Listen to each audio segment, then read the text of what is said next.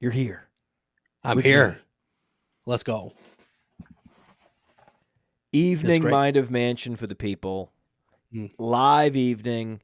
I considered having a beer tonight, but I'm sticking to water. I want to get through. I got to keep my energy up. I recently did just a little set piece, right? The top 10 takeaways. I did it after drinking about 3 cups of coffee. Sometimes I drink 2 cups of coffee. Sometimes I drink 3. It depends on my wife and her zeal for coffee that morning. Yes. Right. So it's always a up in the air. Flip a coin. Do I get 2 or 3 cups of coffee? And if it's just 2, it's 2. It's what it is, right? And we have half calf. So basically, my average amount of caffeine in the morning is a cup and a half of coffee. Okay, cup and a half of coffee. Okay, we can work with that. Well, we somehow, unbeknownst to me, got everything switched over to full calf. Like the service, we were ordering Pete's coffee by mail to get the half calf, and then they discontinued the half calf. And so now we're in the market for a new half calf whole bean provider. In the meantime, it was switched to full caffeine. And on Monday, I threw back that 3rd cup of coffee. I felt great about it. I was like, oh, there's my 3rd cup of coffee. Here we go. 1.5 cups of caffeine. Let's do this. Turns out, no, they were 3 full cups of caffeine, which, again, to me is like 6 cups. So I was the Micro Machines man on the top 10 takeaways. I couldn't believe the amount of information I was able to convey in an hour. I don't think I've ever been able to convey that much information in an hour ever. And now I'm like, I've set a standard for myself that's up here. Bring the the last energy. thing I can be doing is drinking a beer or something and chilling and relaxing. I need to be on it, even though it's the evening and I'm old. I'm well in my 40s. I've got to be on point with Bradley Stalder. Let's go. Bring it for the people. Let's go. So we're hydrated, and I drank some coffee. I had to bring it. I'm bringing the energy too, Matt. Well, aren't you going to do a man versus machine with Ryan Reynolds right after this? Well, I'm the machine, so got to oil the machine a little bit. That's right. So if you have not listened yet to the Man versus Machine show with Bradley and the absolute epic mind that is Ryan Reynolds, search for it on your podcatcher, wherever you get podcasts. Man versus Machine. It is live on the Player Profiler channel, the YouTube channel, Facebook, everywhere. Wednesday evenings. We just happen to be going usually Wednesday about 9. evening, or is there another day that you typically go live? Wednesday, usually 9. After Matt and I are done, Ryan and I are going to talk fact or fiction. We've got 20 topics that we're going to decide fact or fiction and just argue about them. Yeah, so this time of year, we got fact or fiction's a common premise. We've got Are You Worried? Worry factor, right? The worry meter. Yes. That's always a premise. I've seen people doing the what if we drafted all over again? Let's redraft. That's a favorite. That's a great one. Right? That's a common premise. That's very cliche at this point. And you'll see where Malik Neighbors goes where, like the 6 overall or something like that. Malik Neighbors will go super that high. low? That low, right? Yeah, mid-first round. Will he go 101, Malik Neighbors? I think the concussion's the only thing that might prevent him from going, well inside the top 1 or 2. I don't know. Who knows? I've never actually seen these shows. I've heard of the redraft. Honestly, let's answer the question: where would you draft Malik Neighbors if we were redrafting? 2, 3. Really, that high? Yeah, Jefferson ahead of him. I was going to say, you got to go Jefferson, but you draft him over CeeDee Lamb at this point. I think the same tier. I could see argument for same tier, but I still love AJ Brown. Like, I'm an AJ Brown truther. He's still really good. Amon-Ra, Offense- no. And over Amon-Ra, Malik Neighbors over But Amon-Ra. Jamar Chase, though. But Jamar Chase has been going nuclear. Over Chase. You'd take Over Neighbors Chase. over Chase.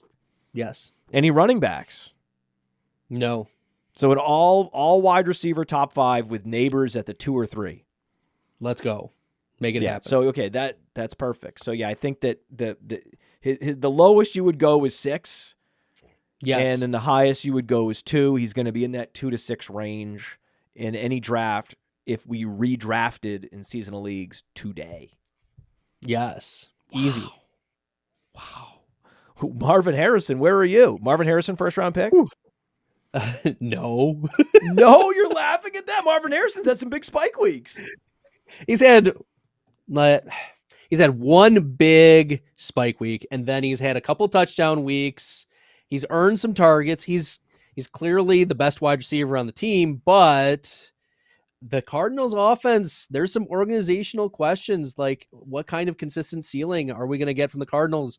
That's a major question. We like Kyler Murray, but he just signed a deal with Call of Duty. Like, that's another distraction. So that's where you're going with this? You think the problem with Kyler Murray is Call of Duty? No, but it's fun to talk about that. It is fun. Sometimes we got to have a little bit of fun. Do it for the people. And you're also having a lot of fun on Player Profiler News. So if you're subscribed to this channel on YouTube, then congratulations. You're subscribed to Player Profiler, the best source of fantasy football content in the world, and advanced stats and metrics and the data you need to win fantasy football leagues. There is also another channel called Player Profiler News, which you should also subscribe to. And we have a whole other set of shows on that particular channel. So talk about that channel, the setup of it. Sure. We've got some great shows. Jason Allwine's Wake and Take is a staple for everybody, 10 a.m. just about every day. Jason crushes it. Like, he just brings the heat every day. One of the best shows, I think the best show that we have on the channel. The Wake and Take show daily in the morning. Player Profiler News Primetime. Mike and Jeremiah crushed that show too. It's been another staple. So they highlight some of the big storylines for the week. They talk about it. They offer their insight. It's very good. Same thing with Dynasty Stock Market. That's also very good. Toomey does an awesome job with hits and misses. And then we have the hits and misses is the basically the Sunday night post slate recap. Yes. Right. And it's very good. Toomey does an excellent job with Eric. And then Player Profiler today is I'm working to get it resurrected, Matt. We've got a few people who are keeping the heartbeat alive a few days a week. But shout out to Brendan for holding true Player Profiler today. And there are some new people who are joining the Player Profiler News channel who are very interested in getting their feet wet and interested in, Matt, you sent a couple producers our way. You sent a couple people who were interested in contributing from the previous Mind of Mansion. They have been awesome to get in the fold. They reached out to me, like Podfather at rotorwonderworld.com reached out, said, hey, I want to get involved somehow with the channel. How do I do that? How do I get involved with Player Profiler? What can I do? Can I write news? Can I produce a show? What can I do? And then so oftentimes they end up linking up with you. We have some people who are interested in hosting Player Profiler today, and we're looking to get them going. But also the YouTube channel gives shorts, YouTube shorts. So maybe you're not a person who likes to watch the long forms. Maybe you like the short form, the 60-second, 40-second, 30-second quick hits on a player takes. We've got those for you too. If breaking news happens, boom, we've got it up there, and some really strong analysis. That also works with playerprofiler.com/news, the website where we have the news posted for you. And then the YouTube shorts links are oftentimes linked to those news as well. So there's a lot of ways in which Player Profiler News has you covered for the best fantasy football news in the industry. Playerprofiler.com/news, playerprofiler.com/news, bookmark it. It's another spin on the news, right? And we find some interesting nuggets that are underreported, and the spin that we have, the fantasy spin, is not the same as you're going to read everywhere else. And so I felt like this was needed. There's a lot of the same regurgitated positions and news items that were coming out. We're like, okay, we got to find an alternative here. If no one else is going to do it, then we'll do it ourselves. That's the general attitude here. Is we'll look around and see if we can find a resource that's going to do something great. Like we have 32 beat writers. Does an incredible job of reporting a lot of the news that's coming directly from the beat writers. But for example, a lot of injury news. Like we have to be the ones to actually write this up in a way that's going to deliver the most actionable advice. Like keep trade cut. We notice you go to any given player page, you see the link back to keep trade cut to see the market sentiment on that particular player.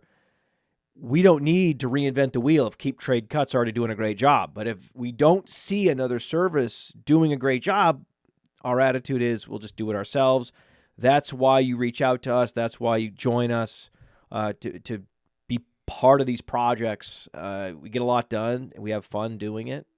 It's great. So, which performance last week did you find most interesting? Wide receiver for the New Orleans Saints, Rashid Shaheed. He had a 32% first read target share compared to Chris Olave's only 16%. And per Evan, our stats guy, our leader of analytics here at Player Profiler, Shaheed has earned 22% or more of targets and 46% or more of air yards in every game this year. Olave's only done that once. Rashid Shaheed is turning into the truth, Matt. The true alpha. Yes. Whoa, so it's like he's like Garrett Wilson and Olave is Chris Olave at Ohio State.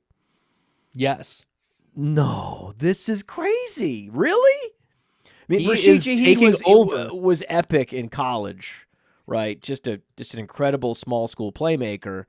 But that's a little bit of a theme, right? We get a little theme happening here in the NFL, that we had the small school wide receivers, dominant small school wide receivers, been in the league a few years. Jalen Tolbert's another one, right? Roaring up and seizing these jobs and saying, no, actually, I might be 26 years old and I went to Weber State, but I'm the best we got. I'm a great football player. Rashid Shaheed's a goddamn great football player. He came into the league, and one of his first plays, I recall, special teams. They wanted to get him involved in special teams. That's how you know that coaches believe in these players when maybe they don't have experience right off the bat. They get him involved in the special teams. They want to trust them. And he punt returned for touchdowns in like multiple weeks his rookie year.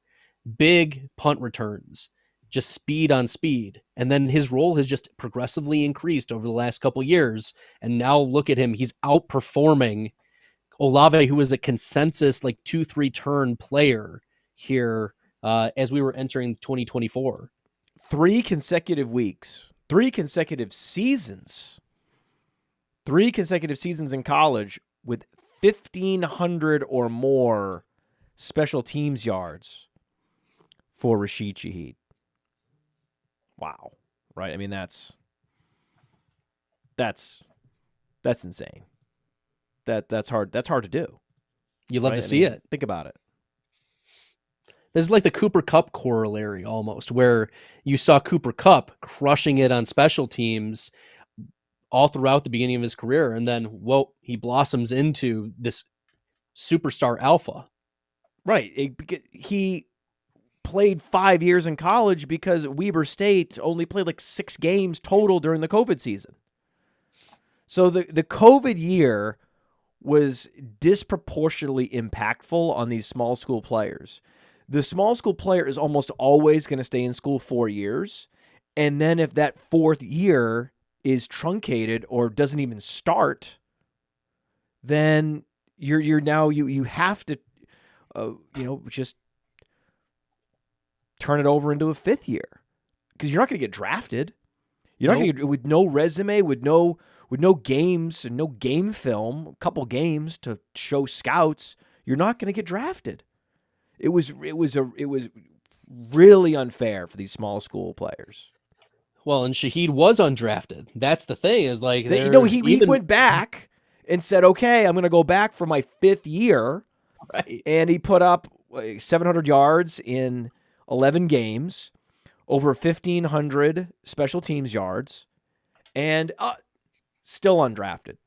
Still undrafted. You think he was going to get drafted with 260 yards the year before? No way, right? So he comes back, still goes undrafted, and so he's this interesting combination of like Cooper Kupp and Adam Thielen, right? Yes. So Adam Thielen took about this long to break out. He was about age 26, undrafted player when he finally broke out, and then Cooper Kupp, the indicator of all indicators for Cooper Kupp was the absolute prolific special teams production that he put up at Eastern Washington.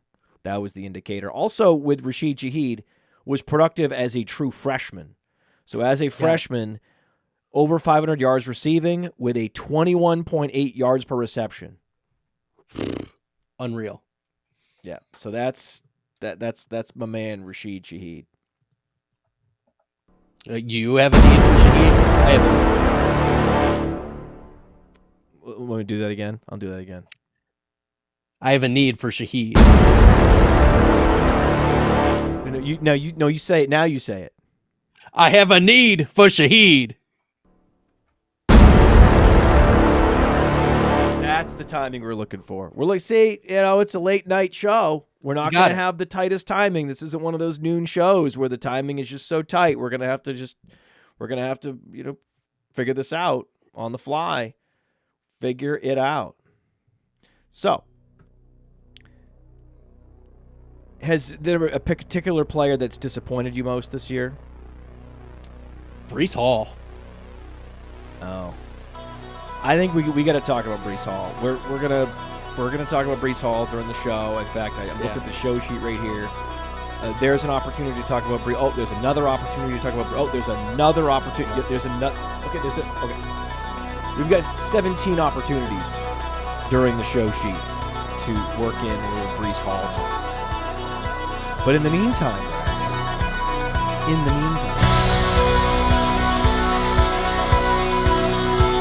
welcome to the Mind of Mansion program, the fearless leader of the Player Profiler News Desk, the fearless leader of the Player Profiler News Channel. That's right. He's involved with our rankings. He's involved with Stack Hunters. He's involved with so much here. One of my good friends and one of the good people in this business on the program tonight, Bradley Stalder. Talk to me. It's always good, Matt. That's the best intro. It's so good. So fun. Let's go. Good. Still got It's a great night to talk football. We're late night Mind of Mansion. I'm always like, man, it's Mind of Mansion after dark. I'm telling you, man, when we go live around noontime, and that's when I'm feeling the most energized, and I have no problems summoning that introduction. I'm telling you, man, late at night, man, once you hit your 40s, you start to feel a little bit dragging after 6 o'clock. That's what happens. So I'm like, man, am I going to be able to get to this? Am I going to go to this place? Do I still got it? I can do it at noon, but can I do it at 9 p.m.? Can I do it when it's bedtime? Fuck yeah, I can, man.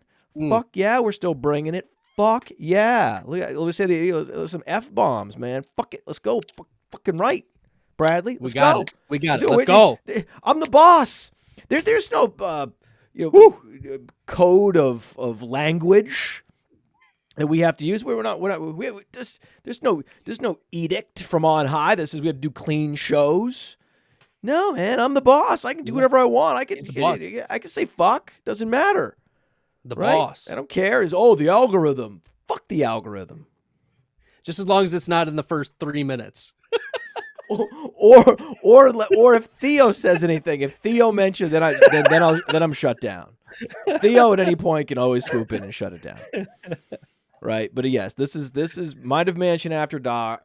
Mind of Mansion After Dark. It's gotta be, it's gotta be a little more edgy, but still, as I mentioned, put on the strobe light. Turn the lights down. Well, actually, let's see if we can get. This takes forever, but I think we can. I think we can get this going. Hold on, I think I got a lava lamp. Ooh. Let's go. These are the vibes. Late night vibes. Let's go. Oh, it is. Oh. Okay, let's see. Let me get this over here. All right, can you see this? Is that in the backdrop? Yes. Oh, it's making. Oh, there we go. Do you Look see at this right here? Okay. So that's the lava lamp. So we'll have to check in on the lava lamp. I know it's kind of not in the. It's not really in the shot. That's what all the cool kids had when I was growing up. The lava lamps in their rooms. Okay, so maybe we can move this over here. John Coffee Hayes. We'll move John Coffee Hayes' photo. I don't want to crush any of these trophies. That's the lava lamp. I want to make sure you can see it. You see it now, right? You can see the lava lamp. Look at that. That's what everyone at home, you can watch the lava lamp as the show goes along. It takes a long time to warm up, these goddamn lava lamps. But this is Mind of Mansion After Dark. We're going to see how long it takes for this thing to get warmed up. It may be the whole show. We don't get the lava lamp going at all. We'll see what happens. We're going to do our best. Forget the rest. We'll bring the heat. We will. Listen, I know that Jaylen Warren is doubtful, but I still want to drop Najee Harris. Don't drop him. Trade him, Matt. Trade him before he loses value. Before he loses, because once Jaylen Warren comes back, it was 50-50. It was split, even splits. Najee Harris is getting 16-plus touches every game, Matt. He's still got value right now. This is where you trade Najee Harris. Can he do a goddamn thing? I mean, I started him last week, 9.7 fantasy points. It's an embarrassment. Jaylen Warren says he's good to go for this week, even though he's listed as doubtful. So we'll see if he plays. What? It's true. So that's even more ammunition for me to drop. Well, trade him before. Get something for him. You can't get anything for him. Let's, in the chat, can someone help us here? Please answer this. There is always one Najee truther in your league. Will somebody give something for Najee Harris? Is Najee Harris able to be traded in fantasy football? Or first comment, peanuts. Second comment, Deshaun Watson. Is he just going to be dropped?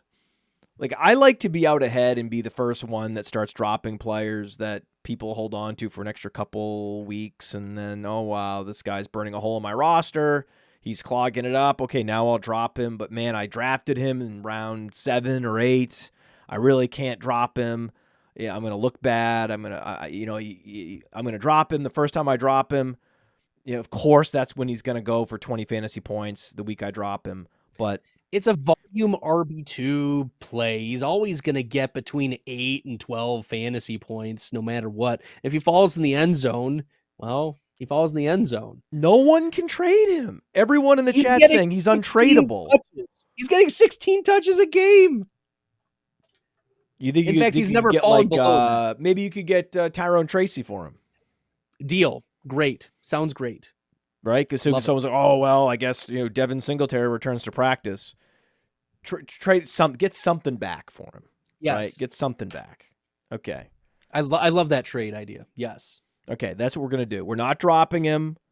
I haven't dropped. See, I talk a big game. Like, I want to be the first. I am going to make the hero drop. Right? I'm going to drop Najee Harris. What league did you drop Patterson him in, was out playing Podfather? him. Did you drop him in the FSGA league that you have him, or the Kings Classic where you have him? And I'm like, well, no, I haven't actually dropped him anywhere, but I like to talk about dropping him and thinking about dropping him because I hate him. He's killing me. Wish I had Rico Dowdle. I'd be playing Rico Dowdle this week. I'm playing him. So Detroit, They give up the least fantasy points to opposing running backs, but on TikTok, I said, this is my start of the week. This is it, baby. If it's Zeke Elliott, of course, between the tackles, Grinder against Detroit, no thank you. But Dottle can win in a lot of different ways. He can score from inside the 5 on a pitch play, for example. Yeah. He can take a screen pass. He's top 5 in the league in yards per route run. He's great out of the backfield in the passing game, and that's what you want. That's if you're gonna cape up for Rachaad White, players like that, then you're also gonna cape up for players like Rico Dowdle. But this is the spot, right? If you're gonna play a Rachaad White, you're gonna play a Travis Etienne, you're gonna play one of these satellite backs, hyperactive in the passing game. You want to play them in a 52-point total. So my argument is, if you have Rico Dowdle, I get it. The Cowboys' running game has not been good this year. They started to get warmed up last week. But if you drafted Rico Dowdle, you're not going to start him this week, then why even have him? What's the point? This is where you trust the volume. You trust the game totals. This is it. He got 20 carries and 2 targets, 22 opportunities against Pittsburgh. I just got dive bombed by a spider. What? 114. Yeah, I'm in the basement. Spiders fall from the ceiling sometimes and dive Wow, I can't bomb. tell you're in a basement. Your whole setup looks really good. It looks nothing like a basement. Last week I did a special show. We're gonna do it every month, right?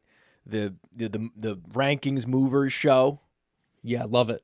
Right, so the big movers in the rankings. So we do a check-in with Evan Ringler every month. Special show, the Content Kings, another monthly show that I'm doing with Alex Dunlap. So I like these special monthly shows that we're dropping. And I think we're going to maybe call it Risers and Fallers. I think that's the new workshop name for the show with Evan Ringler. He is in a basement. He is in a basement proper. He is not there's laundry, everything is there. There's paint cans. We're embracing that, we have an analytics guy who's working out of his basement. This is perfect. Yes. Couldn't tell. Well, this is my basement. We have basements. I'm technically in an attic, and it's a finished space. It's become a studio, but technically, I'm not on the first floor. I'm not in what you would consider, a proper studio space. This has been improvised, but I think we did a hell of a job. Now, it looks great. Appreciate it. Can we talk about CeeDee Lamb? Okay, if we're going to talk about Rico Dowdle, I think you go back to Rico Dowdle this week, Mullen and Rico Dowdle this week. I think trade for Rico Dowdle. CeeDee Lamb is a problem. He's number 20 in air yards, which understandable if he's going to be getting a lot of slot snaps, but that's not the whole story. What's going on? What is the story with CeeDee Lamb? This is the Brandon Ayuk, Jamar Chase corollary. These wide receivers who were drama in the offseason have all started slow. We finally saw Jamar Chase explode finally last week. Ayuk finally explode. We're waiting for CeeDee Lamb to finally explode. Amon-Ra, A.J. Brown, Justin Jefferson all signed their extensions without drama this offseason. They crushed in the games that they played to start the season. It is the drama wide receiver corollary. Okay, so that's it. So this is the week then. This is the week. So it's Dowdle and Lamb this week. You love to see it. You love to see it. No one's benching CeeDee Lamb, though. No. What are you doing? Right? This is game environment. This is Lions. This is and the whole Cowboys. thing. This was the whole reason you drafted him for this week. Game. He could go for 40. He could. There's no Brandon Cooks. Come on, man. Yeah, so this is the most screaming get-right game for Dak Prescott, Rico Dowdle, CeeDee Lamb, the three of them, just elevating themselves, locking arms and just levitating up off the ground. That's what we're going to see this week. Yes. Now, we mentioned this a few minutes ago, but we need to, we mentioned this pre-show. Mm. We redraft today. Neighbors or CeeDee Lamb? Neighbors. Really? Neighbors is getting not only the target share, which is a good baseline, 35% target share. He's not only getting the air yards, so he's getting targets and their downfield. Like they are intentionally waiting for him to develop his routes to get downfield, to throw him the ball.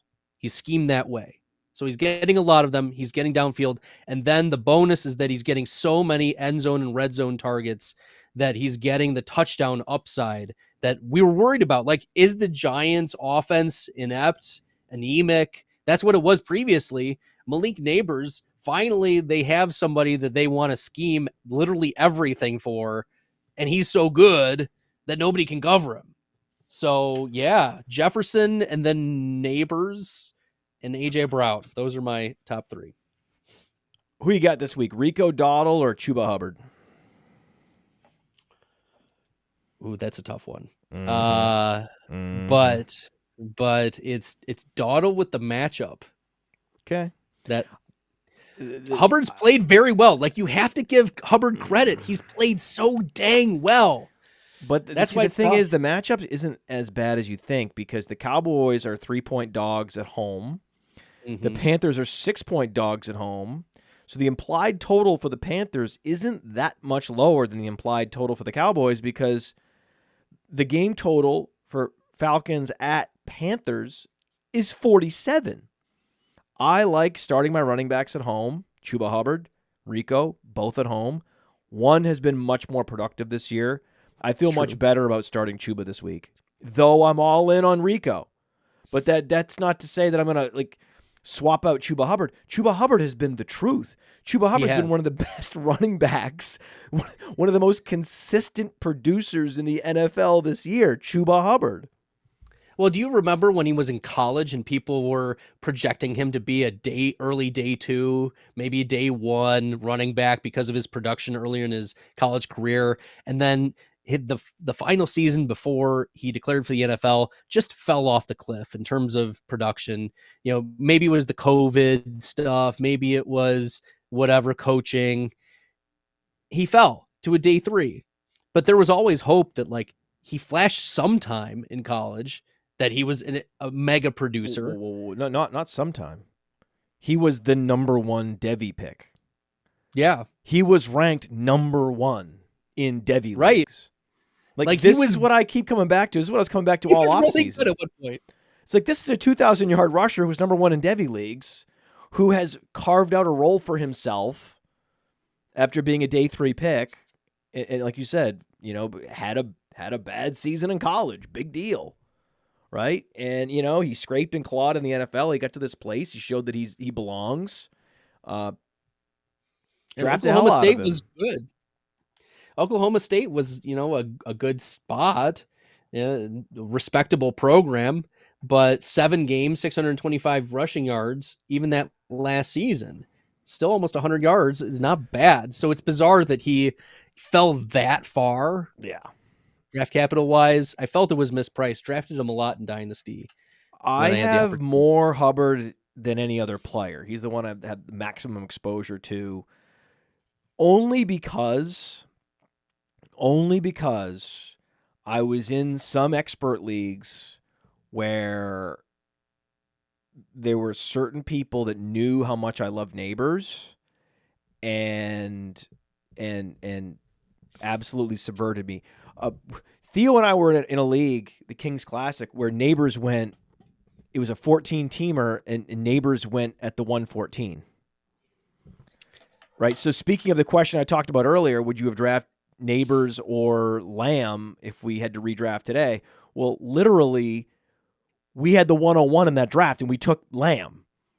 Right. And now we're wishing we had taken Neighbors, but we would have had to take him at the 101 to get him. Whereas with Hubbard, you could always get him. Right, that's a guy where the roster percentage for me is approaching 100% on a guy like. It was just such an easy click because you knew definitively he was going to win at the beginning of the season. He was going to get the volume. There's no other Carolina running back. Right. Yes, like there's the lurking Jonathan Brooks, but Hubbard, Brooks. This is one of those fact or fiction, Matt, that I'm going to give a preview. Ryan Reynolds and I are going to talk fact or fiction. Good. Chuba Hubbard has done enough to hold off Jonathan Brooks the rest of year one.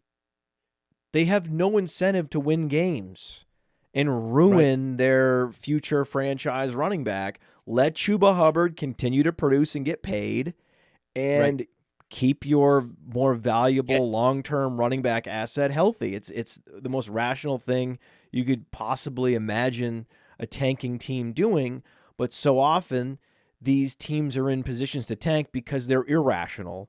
So I don't trust them to do the right thing, but they probably will in this particular situation because it's just so obvious that that's the thing to do. Chuba Hubbard was the screaming obvious pick, especially with zero RB rosters. When you're hoping to get Jerome Ford, someone always gets him. You always get sniped on Jerome Ford, and you fall back to Chuba Hubbard. That was the theme of the entire summer for me. Yes. So he's the guy that was the most obvious managed league draft pick. Because what are you doing in the later rounds in managed leagues? All running backs. It's just only Chuba, Roshan. You stack them up. Right, stack up the running backs in those later rounds. In best ball, it's the exact opposite. You're stacking up receivers in those later rounds. And the Chuba Hubbard of receivers was Darnell Mooney. Just the obvious, clear and obvious, runs a 4.39, going to be part of a prolific offense, is starting in 2 receiver sets. Already has a 1,000-yard season on his resume, is still young, in his prime. What's not to love? Sure, you're not going to know when to start him because he's the 2/3/4, depending on how Bijan and Kyle Pitts develop this year. So you're never sure where he's going to fall in the target totem pole, but he's end up slotting in closer to 2 than he is 4 so far this season. And you knew either way, even if he was number 4 on the pecking order, you were going to get spike weeks. So he's just the ultimate best ball receiver, where I don't have any Mooney in managed leagues, have all the Chuba, and then all the Mooney in best ball. Yeah, Mooney's ADP 146. You were getting him round 13, Matt. You talked about virtually him. free. You talked about him on Stack Hunters. Easy clicks. He earned 28% of target share when he was healthy in Chicago. He was a target earner when he was healthy, and he was good when the offense was good, or at least decent. So you put him on an offense with Kirk Cousins, and he doesn't feel the pressure to be the number 1. Drake London is blossoming very nicely, but you've got Mooney now, number 2. Clear role. Shakir, that was another obvious one. Rashid Shaheed, we had Rashid Shaheed ranked multiple rounds ahead of consensus on our seasonal rankings this year, so I'm actually most proud about the Rashid Shaheed ranking. Even more proud about our Rashid Shaheed ranking than I am the Darnell Mooney ranking. Now, Darnell Mooney has graduated, right, to just a guy you have to be flexing. If the spike weeks are going to come every other week instead of every, say, 4 weeks, then you stop worrying about whether you're going to start the guy and you just eat when he eats, and you're hungry when he's hungry. And in some of these spike weeks, those will be the thing that actually wins you your matchup.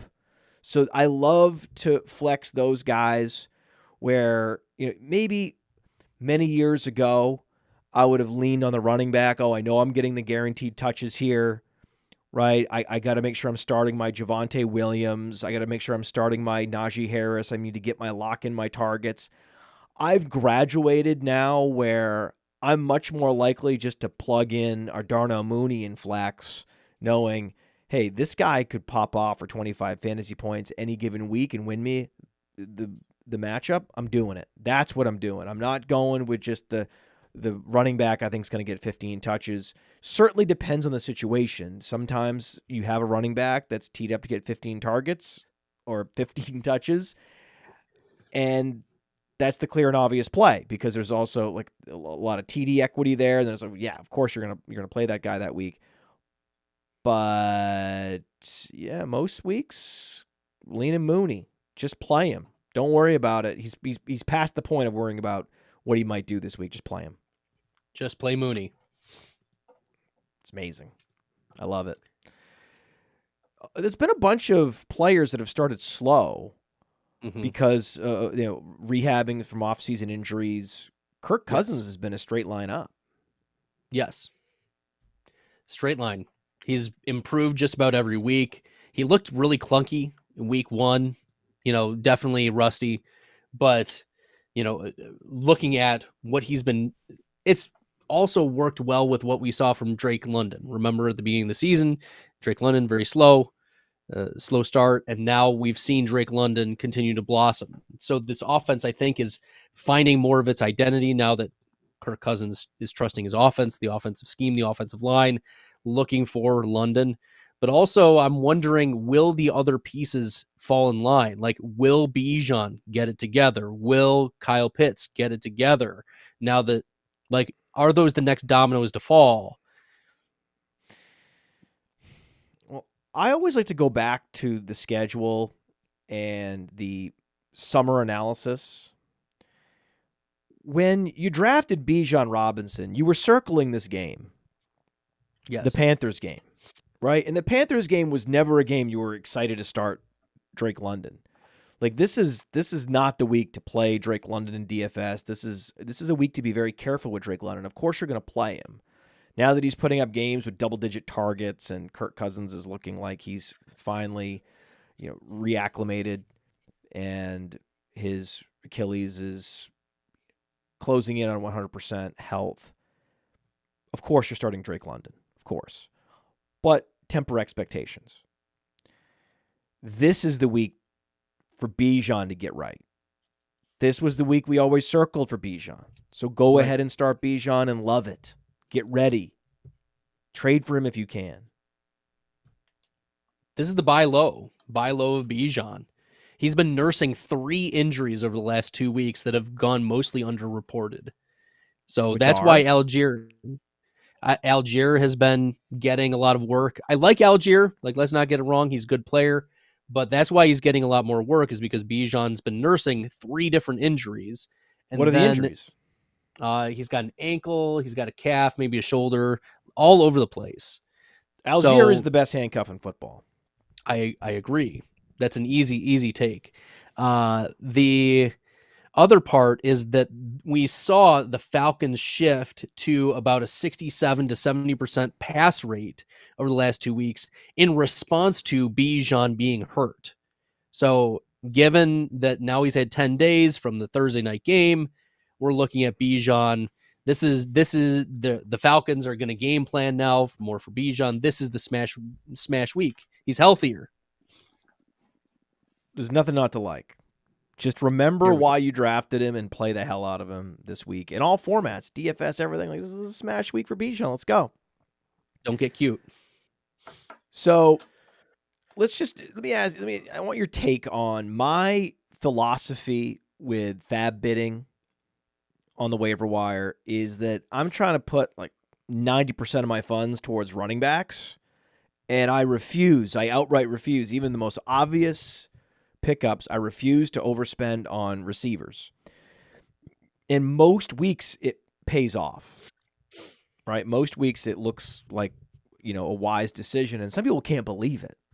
They're like, I can't believe how hot you're running with these free agent wide receiver fades. And I'm like, I'm not running hot at all. This is just what I do. This is the system. This isn't me making a judgment oh no, this week we're actually going to spend up on. No. The difficult thing is when it's Dontavian Wicks and it's so obvious to not go spend on that guy, especially if you need wide receiver production any given week. It's a very difficult temptation to avoid. But last week, Dontavian Wicks Bust. Right? Face plant. Bo Melton also 2 fantasy points. So it wasn't like Bo Melton got there in place of Dontavian Wicks. It was the Tucker Kraft show last week. It was the Jaden Reed show, and that's going to happen. Sometimes the pass volume isn't where you'd love it to be in a particular game, where the game flow is, and the top 2 target earners get there, and everyone else, right? That's it. Consolidated target share. They dud out. That's all right. That's what happens. But you're going back to Dontavian Wicks this week, baby. I mean, Romeo Doubs is expected to be back, but Christian Watson is out. Christian Watson is out, and that's the reason why you're starting Wicks. You got to start. I bet there's people in this audience. I mean, this audience is very savvy. Re-roll the dice. Re-roll the dice. I understand the emotion of it. I understand, like, hey, man, this guy burned me. I'm not going to get burned again. Fool me once. This isn't a fool me once, fool me twice situation. This is you're starting a player who's running like 90% of the routes. Look at his route participation in our game log. Our game logs are the best in the business because they have air yards. They've got route participation. He's running routes. He just came off a game with 13 targets. He even had the targets, right? He even got the 8 targets, just it didn't connect. That's okay. That is okay. It was just a classic variance week for Dontavian Wicks, week 5. You're going right back to him, aggressively going back to Dontavian Wicks in week 5, in week 6. This is the way. The opportunity is still there, very much for Wicks. The Packers' offense is still very good. We want to start him up. It's Jaden Reed and then Dontavian Wicks yet again in the wide receiver group. But I also wouldn't mind if Bo Melton gets there. No Jaden Reed injury. Can't be a Jaden Reed injury. No. But you could see a scenario where Romeo Doubs is given fewer snaps even, and Bo Melton gets a few more. He left the team. The locker room will speak and let him know, listen, man, you have some value here, but you can't abandon your teammates. That's just not a thing that you're allowed to do in professional sports. That's just not. No. Right? Matt, it's just bizarre that even happened because he earned 8 targets. This is Romeo Doubs earned 8 targets that game, and then he gets angry about playing time, reportedly. Because they told him that Bo Melton was going to be taking over for him, and he had a tantrum. It happens. It happens, man. Wild stuff. It shouldn't happen. It's rare you ever hear about it happening, but it did happen. It's just, for a player who's so mid, he's just the quintessential average receiver. He's right there with Josh Palmer. I mean, he and Josh Palmer are in a contest for who can be more average. And I think Josh Palmer's a better player. Yeah, Romeo Doubs his rookie year was the worst wide receiver in terms of PFF receiving grade among qualified receivers. Like, he was certifiably bad, but the coaching staff liked him, and that's why they were rolling him out. They liked him, but now he's fallen out of favor of the coaching staff. There goes your snaps to this mid player. Where will Tucker Kraft finish the season in fantasy points? I have him top 12 rest of season. Okay. So top 12. Number 8? He's probably 10 to 12. That 10 to 12 range. Musgrave is hurt. Watson is hurt. Like, approximately over the next couple weeks, he's a top 8, top 6. But long term, he'll finish top 12. Kittle smashed last week. Bowers smashed. Kraft smash. We had 3 tight ends smash in a single week. That was like a bonanza for tight ends. Oh, thank goodness. The elite tight ends, they've let us down this year for the most part, Matt. Like, what's up with Mark Andrews? How worried should we be about Mark Andrews? I mean, we're already at maximum worry meter on Mark Andrews, but is there any hope that he can somehow get right? Kirk Cousins did. We need to see it first. I think the underreported story from the offseason was Mark Andrews got into a car accident and did not practice almost at all from the car accident time until the start of the season. There was very limited reps, very limited play, and the concern is that he's just not right. So, I mean, looking at literally the Ravens are throwing Charlie Kohler out there. They're just trying to like keep Mark Andrews, getting him conditioned. Like this is almost kind of the elite drum for a different reason. The elite drama wide receiver corollary that they just weren't focused on practicing. They weren't focused on doing the conditioning before, but Mark Andrews couldn't help it because he got into a car accident. That's the reason. So we have to see it when the coaches trust him for one more game. That's when we fire him up. Was he speeding in a sports car or what happened? No. He was okay. I think someone else hit him. Oh, he's okay. Oh, that's, you know, that's just, oh, I hate it when that happens. Yeah. Oh, God. Yeah, this is, you know. But it was really underreported. Like, not many people picked up on. I didn't know about this. I'm hearing about this for the first time. Yeah. So it's. Let us know in the chat, in the comments. Let us know. Did you know about this Mark Andrews car accident? I had no idea. Yeah. Wild stuff. I was glad he wasn't drag racing. No. This was a very different scenario from Rashee Rice. So this week, you're not gonna agree with this. But this week, I was more interested in bidding on Tyrone Tracy than Tank Bigsby. This week? Week 6? Correct. Just for the season. If I'm going to put a guy on my roster, I'm more interested in the upside that I'm going to get moving forward for the rest of the season from Tyrone Tracy, a true all-purpose back, 210 pounds, receiving skills. I just can't do it with Tank Bigsby, man. I just can't do it. I can't do it. I can't do it. Am I wrong? You're not wrong. Tyrone Tracy, like he's the pick. You teed me up to disagree with you, but I thought for sure you would disagree with me because everywhere I look, the advice is you got to get Tank Bigsby this week. And then, Tracy by the way, Tyrone Tracy's pathway. Interesting, but Devin Singletary will probably be back. So, you know, we're gonna put the genie back in the bottle. No. Tyrone Tracy is the pick, the clear pathway to push aside Devin Singletary, who is, like we talk about the Josh Palmer's, Romeo Dobbs. Whoa. He's not going to push him aside. You're not going to push aside Motor. They signed Motor because they love Motor, and coaches love Motor, and Motor's going to motor. You know what they love? They love more is positive rushes. Tyrone Tracy had 0 negative rushes. In fact, all of his rushes were positive in his first start.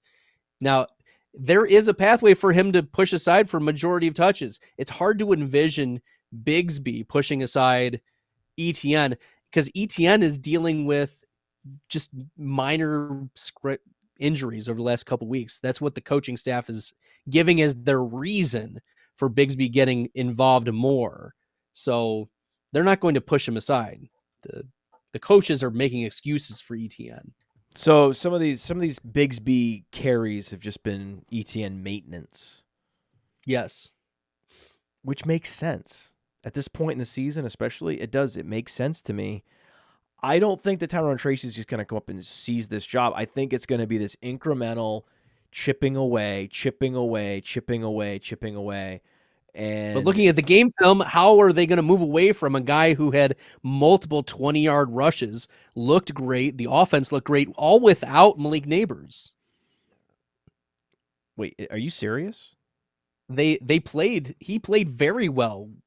No, I know how well. Wait, we all know that's not up for dispute. We know how well he played, Bradley. We all know that. Yes.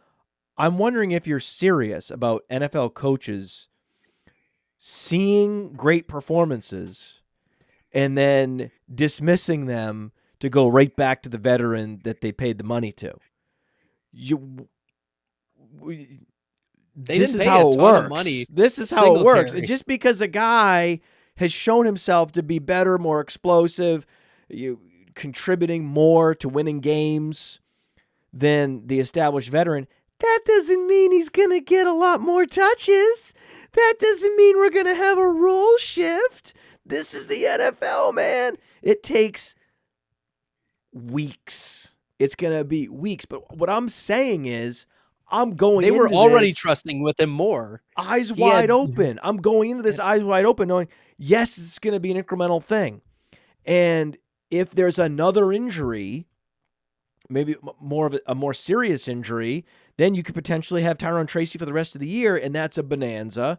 Or if there's, like we talked about with ETN, he picks up some minor injuries that require some maintenance, then all of a sudden you're at the 10 touches. Then maybe you're to 15 touches. Now it's like, oh, we've got motor between the tackles, and we're getting a lot of Tyrone Tracy and a lot of these high leverage, high fantasy point scoring situations. Now there's a guy that you can flex in pretty confidently, but that's most likely, if we're being real, the second half of the season.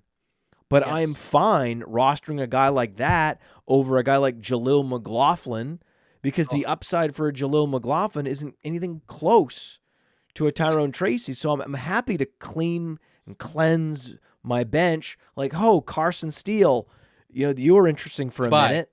Bye-bye. Right? I think this is the time to cleanse. And if you do pick up Tyrone Tracy and they do put him back in the bottle, right? They put the sports car back in the garage, then you just got to stay the course. You cannot drop him. No, You cannot drop Tyrone Tracy for the rest of the year, just like you cannot drop Blake Corum. There's a handful of you cannot drop Tyler Algier. You've seen people dropping Tyler Algier. Insanity. Oh, can't do it. Can't Wild, irrational, wrong-headed moves. Do not drop any of those running backs, but Tracy's going to take a few weeks. You're not going to get this like,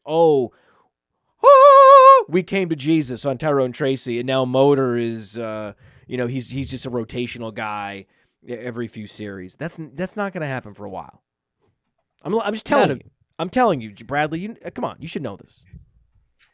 Look, he had 3 touches in the first 2 weeks. He had 12 touches in weeks 3 and 4, and now he's increases. Obviously, he got the start. They wanted to increase his role already, so that trajectory is there. This might be the swan moment, though, that the coaches say, you know what? Instead of giving him 6 touches, we'll give him 11, 12. And then 11 to 13, pretty much the rest of the year. And I'd be happy with that if he's putting off 20-yard rushes once every 7. I got one more running back that you cannot drop. And I know it's tempting because he's getting no touches, but this is one of those classic situations where the rookie's getting no looks, getting no touches. They're giving a handful of looks to DeMercado here, but James Conner will pick up a shoulder injury, will pick up an ankle injury, will pick up a hip injury over the next few weeks. This is going to happen. You can set your watch by it. It's a violent position. He's rated highly on the Injury Finder app, which is not what you want. No. Because of that injury track record, you're more likely to be injured again if you've been injured in the past. When those injuries stack up, they compound. You cannot drop Trey Benson. That would be a titanic mistake. Amari DeMercado is just a guy. Yeah, like, you could be that could be a league losing maneuver to drop Trey Benson. Yeah, pick him up. Can't do it. But yeah, in a lot of leagues you can just pick him up because he's available. You might not even realize it because you're sorting by fantasy points and you don't even see him. You just key it in. Everyone go to your fantasy league, go to the running back player pool, and just type in Benson and see if he's there. It's worth a shot. Better satellite back, because this is where we are now. These are satellite backs now. Better satellite back, Travis Etienne or Rachaad White? White. Oh yeah. Yeah. Okay. I Rashad think it's White close, but I go Rashad White, but I think it's close. They're similar White players. White is the I think Rashad the White better goes to pass catcher. Clemson and he puts up similar numbers. Yes. Yeah. Easy. I like that one. And do we agree that Algier is a better handcuff than Blake Corum, or is it actually Corum? Am I wrong? So in the vacuum, in the fantasy football theory, Corum is the better theoretical handcuff. No, right now. Why is that though? But isn't the Falcons have a better offense? Because Corum is, Algier is good. Corum is better. Well, that's true. I'm glad you said that.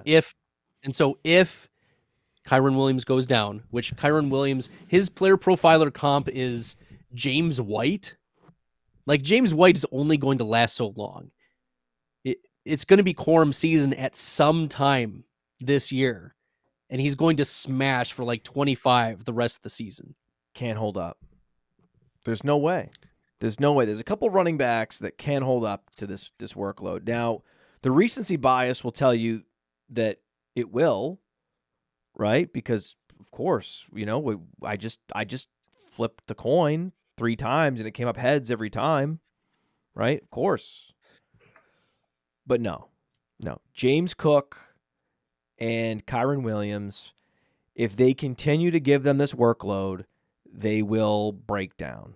They cannot withstand this kind of workload. It's not going to happen. Now, this is in the context of if I were running the Bills, I would do the same thing. I would bring in fast college running back. I wouldn't use a second-round pick on him. That's insane. But I would bring in like a discount version of James Cook, 200-pound running back, and just play him all the touches. Like Sean McVay, I would have the same game plan. Like, this guy's good enough in the receiving game that you can't use our personnel to decide and determine what we're going to do. Right? We're going to conceal our hand by having an all-purpose running back there. And the smaller these running backs are, typically the faster they are, like Devon Achane. I would just run Achane 20 carries. Into the ground. All the carries. Into the I wouldn't well, first of all, if I was running a team, I wouldn't be running the ball 20 times.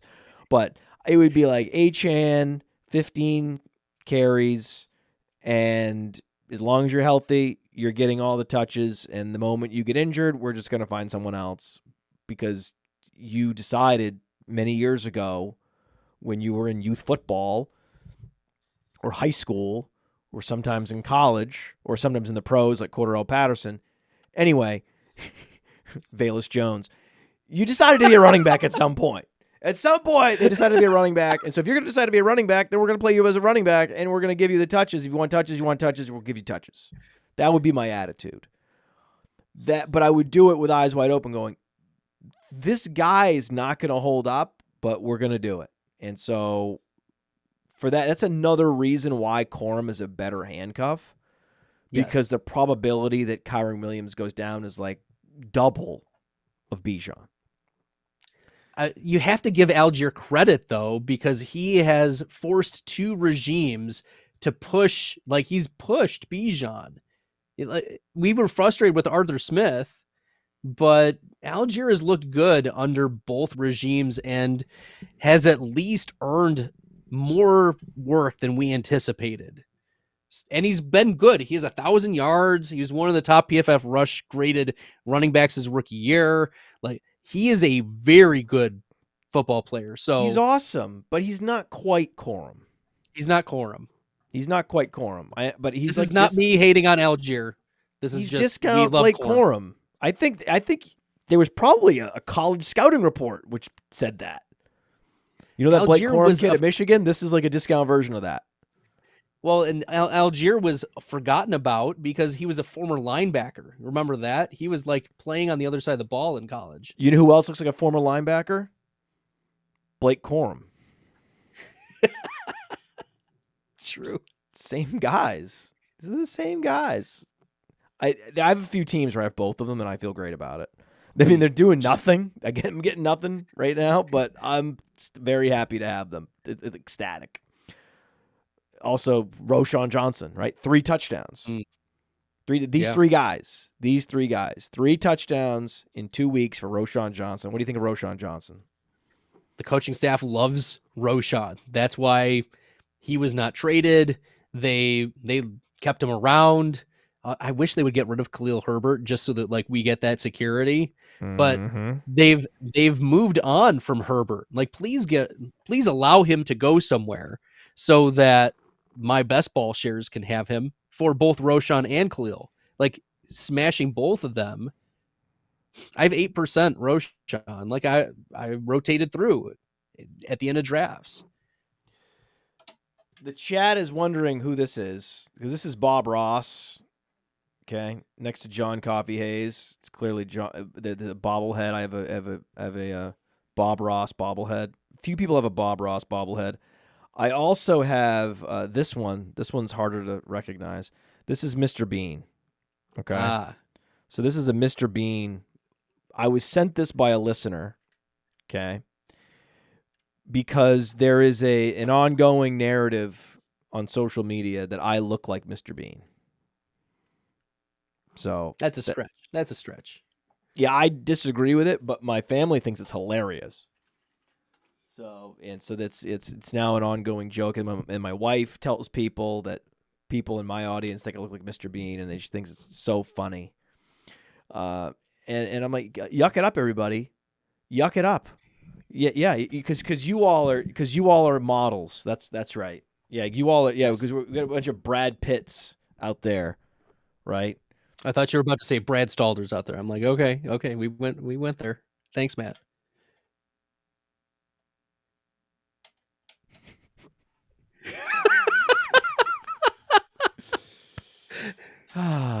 So exhale for Brandon Ayuk last week. Zay Flowers. There were some smart people, man. There's some smart people I saw putting Zay Flowers on the block in Dynasty, losing faith in Zay Flowers after 20 games played, heading into a shootout against the Bengals. You're losing faith in Zay Flowers. Shame on you. We had him as a top 10 wide receiver last week. Praise be to Evan Ringler and yourself. Unbelievable job with that Zay Flowers projection. We crushed it. So how do you feel about these two players moving forward? Who will outscore this year? Was it Ayuk outscoring Flowers or Flowers outscoring Ayuk? I think it's Ayuk over Flowers still. Ayuk was at one point a second-round pick in best ball. Debo dudded. He did this past week, yes. So is Debo playing through one of these hidden injuries as well? No, I don't think so. But to be fair, he's always injured. Like he is a walking torn hamstring. Well, he's been the number one rated injury finder wide receiver the last couple of years. He's been number one in terms of injury probability. So if you're wondering, the running back was Christian McCaffrey. And the other running back was Raheem Mostert. And after that was like lots Kyron of Williams. San Francisco.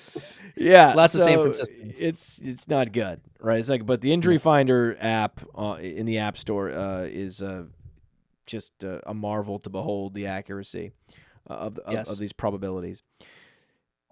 So you still think Ayuk over Zay Flowers? Because Zay Flowers is the primary option for a team that is prolific, and Ayuk is just one of 3 guys on the 49ers offense, but the 49ers offense, the beauty is their defense is not nearly as good as it was last year. It's taken a huge step back, which has opened up a lot more downfield passing opportunities for Ayuk.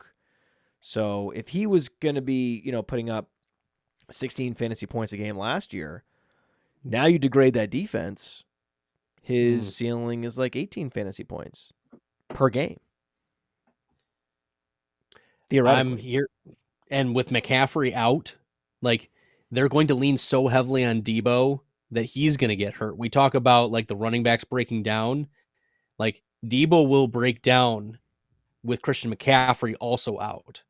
So that's a concern. They're going to run Debo, and it's going to be Ayuk and Kittle. And Kittle he's also, I mean, he's going to play tomorrow. He's going to play on Thursday night. But he's also always dealing with something. Brandon Ayuk is the healthy one. Well, he's always been the healthy one. Brandon Ayuk is one of the most rock-solid, durable wide receivers out there. He's on like the DJ Moore plan. Yeah. Of not missing any games. And especially in a team where everyone else misses every other game. Where all of his teammates are the top injury finder scorers. That's right. The way. And then he's at the bottom.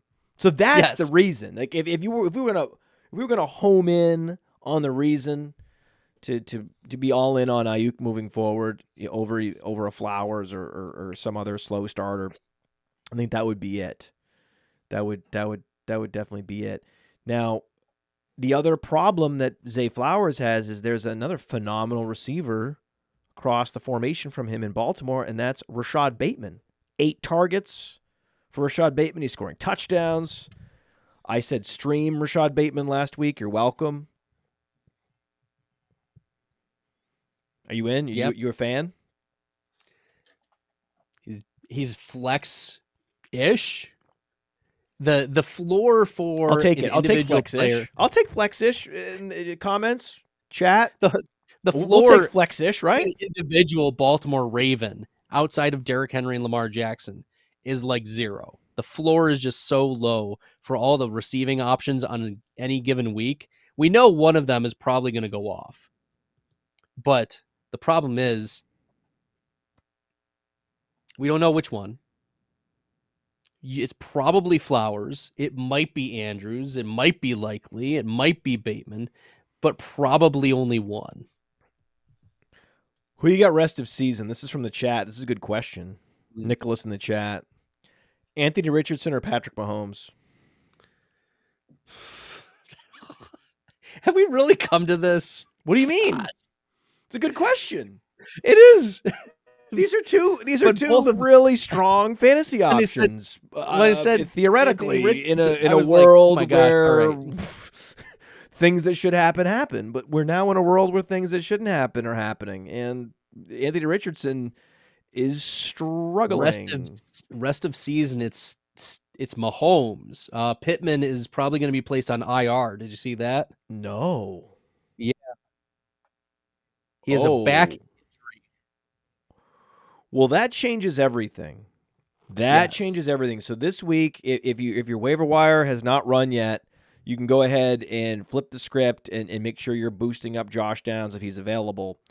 Yes. My general advice has been that with Anthony Richardson set to return, the last thing you need to be doing is playing Josh Downs. All right.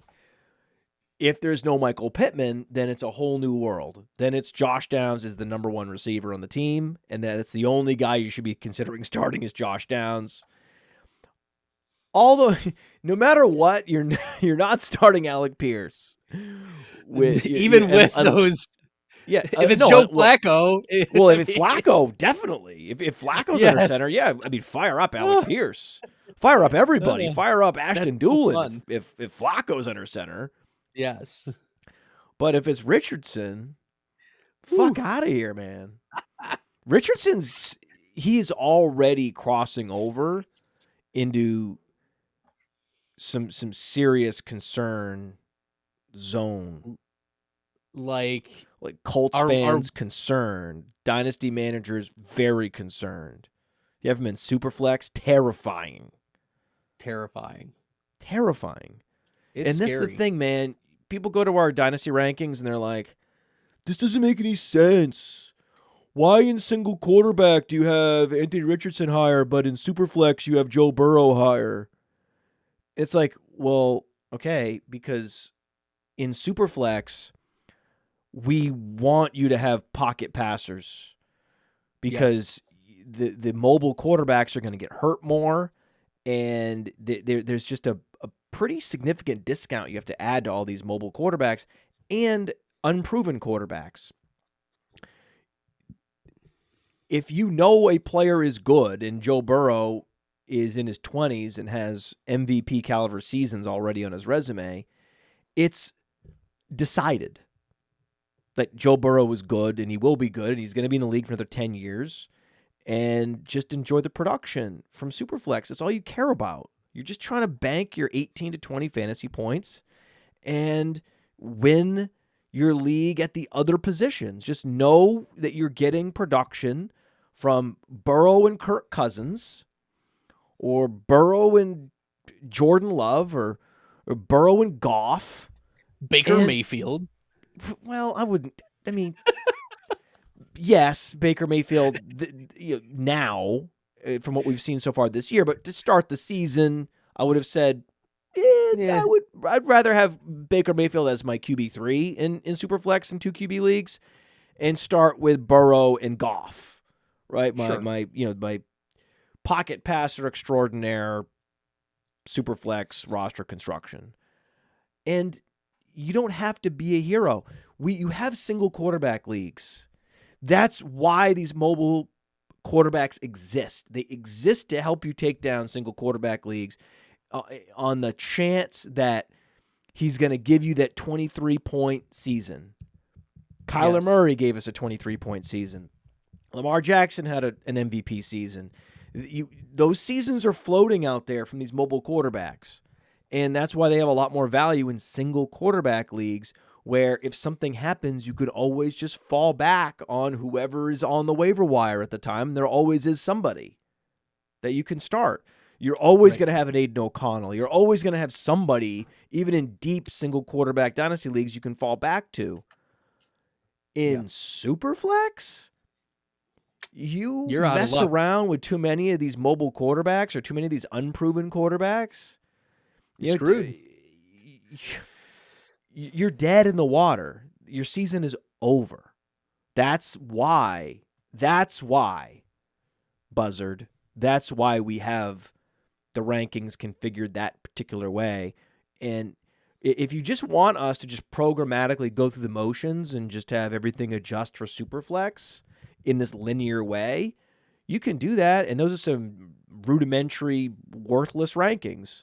Or you could use our dynasty rankings, which are super sophisticated and account for things like that. So you decide. Right. Adonai Mitchell's even interesting now. If Joe Flacco's under center. If it's Joe Flacco. I mean, that's the thing. It's an interesting stash situation. If the league is deep enough and you start 3 receivers, you have multiple flex positions, that's when I could greenlight, okay, stash Alec Pierce, and it could be Flacco for an extended period of time. Like, I have no faith in Anthony Richardson's ability to stay healthy, and I also think that there's a possibility that even if he's playing, that if the team is competitive, they may just pivot over to Flacco for a swath of games. You can easily see it. You can easily see the rationale, too. Like, we want to give him a break. We want to, make sure that we don't crush his confidence. We want to give him a couple games off, let him watch, let's grind some film with him, whatnot. Flacco's winning games. Let's put him in there. He's holding the ship. He's the veteran holding the ship. You could easily see that happening. And then that would allow you to get paid off on an Adonai Mitchell. Yes. On an Alec Pierce. But it would have to still be a deep league. If it's at the cost of dropping a Trey Benson or one of these premium handcuffs, you cannot do it. That's blasphemy. You cannot do it. That's like in poker, if you were to have like a flush draw or an open-ended straight draw, and you could no, I'll switch the hand to have third pair. No, don't do that. Please don't. No. Right? You want to be able to win all the money. So keep those elite running backs, and Roschon Johnson, he's one of them. The thing is now, because of the touchdowns, no one's dropping Roschon, but it's just based on touchdowns. But I'm here for it, man. Whatever it takes for the public to get behind Roschon Johnson, I'm fucking here for, man. We're here for Roschon.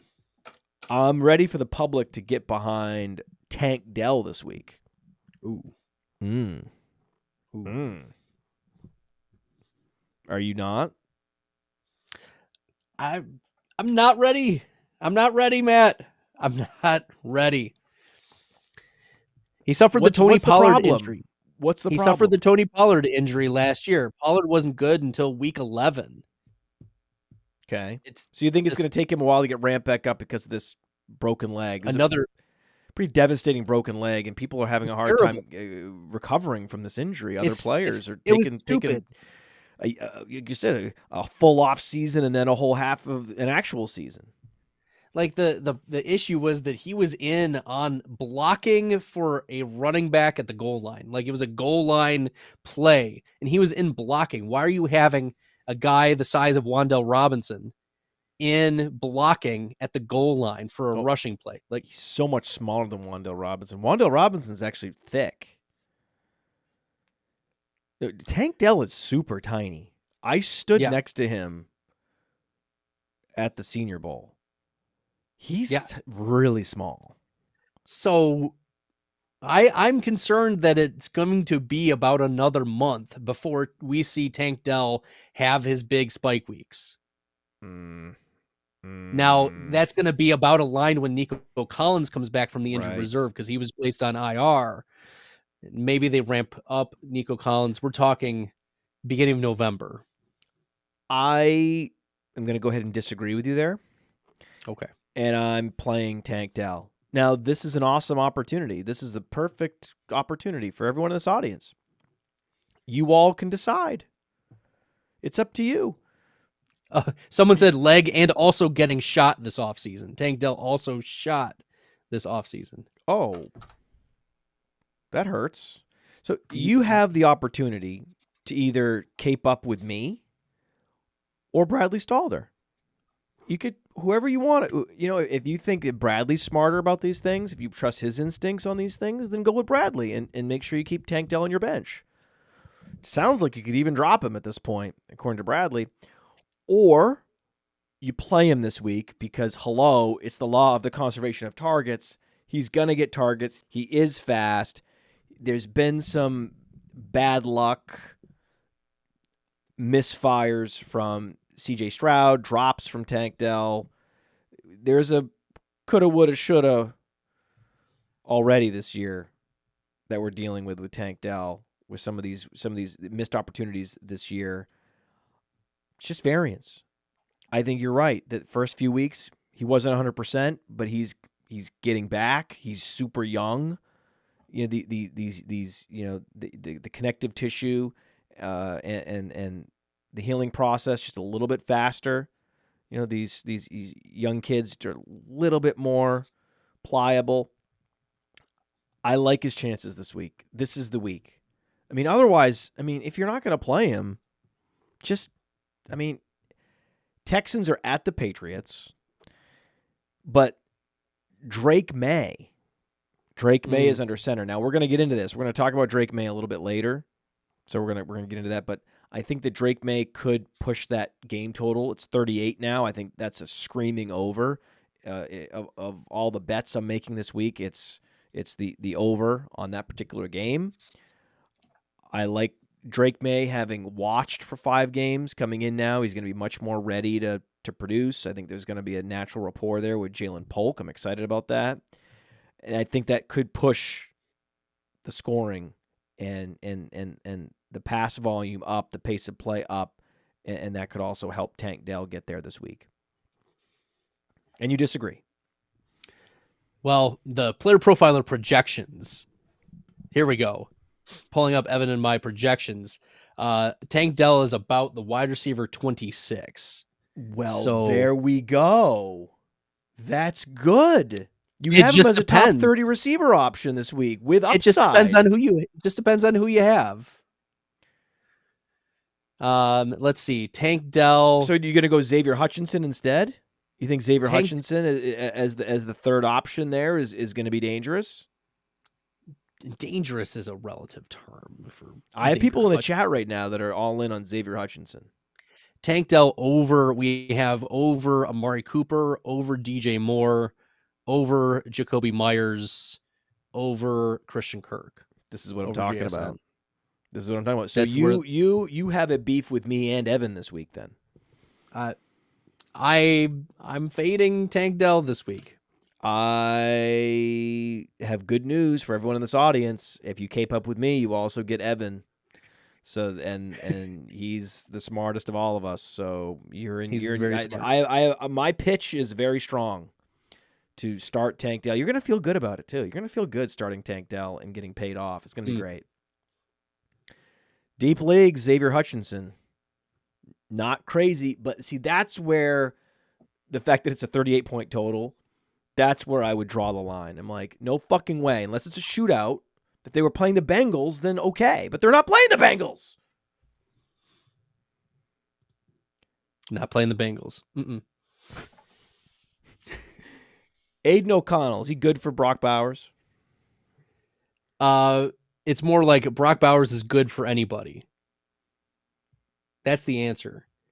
Bowers is going to get even better, believe it or not, when Devontae Adams is traded. So Bowers is the tight end 1. It's just going to be tight end 1, tight end 1. I wonder if, tight ends like Dalton Kincaid continued to disappoint. Kyle Pitts, Sam Laporta, if they continue to fade,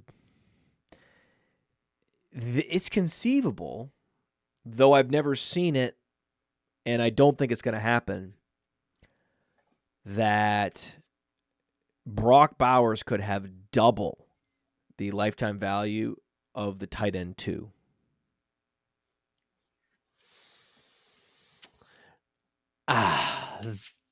That's possible. No, it's not going to happen. I'm just telling you, mathematically, it is possible, given how young he is and how productive he has been and will be over the next few weeks, and how this tight end class, the tight end position this year has been so underwhelming. The conditions are set for something unprecedented like that to happen in Dynasty. You just have to monitor the Dynasty rankings on PlayerProfiler.com to see if it ever happens. It could happen. Check it out. We could get there. And I have 10 burning questions for you. 10 burning questions for Bradley Stalder, and we'll get into it after this.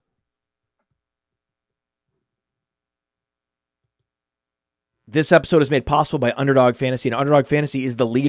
Say what you want about fantasy football. You can't say it's not a game of skill. My favorite game of skill during the NFL season, these Underdog Pick'em contests. You pick 6, you can 100x your payout. Just pick a game, just one game. Stack that game. Think week 1, Vikings-Giants. Joe Schoen, he doesn't know what he's doing. I watched Hard Knocks. Daniel Jones is what we thought he was. Less than on Daniel Jones. Less than on Malik Neighbors. Less than on Devin Singletary. And, Sam Darnold, better than advertised. Sam Darnold, more than. Justin Jefferson, more than. Aaron Jones, more than. Boom, boom, boom, boom, boom. 100 extra payout on Underdog right now. Use promo code UNDERWORLD. You get a 50% deposit bonus up to $250. So they've raised the maximum bonus from $100 to $125. You put in $250, you get $125 in bonus cash. Who doesn't love that with promo code UNDERWORLD? Now go start picking. How times have changed. Week 1, the under on Malik Neighbors actually hit. Right, the over on Aaron Jones hit. Now Aaron Jones is week to week. Malik Neighbors is the best wide receiver in the game. It's unbelievable, the NFL.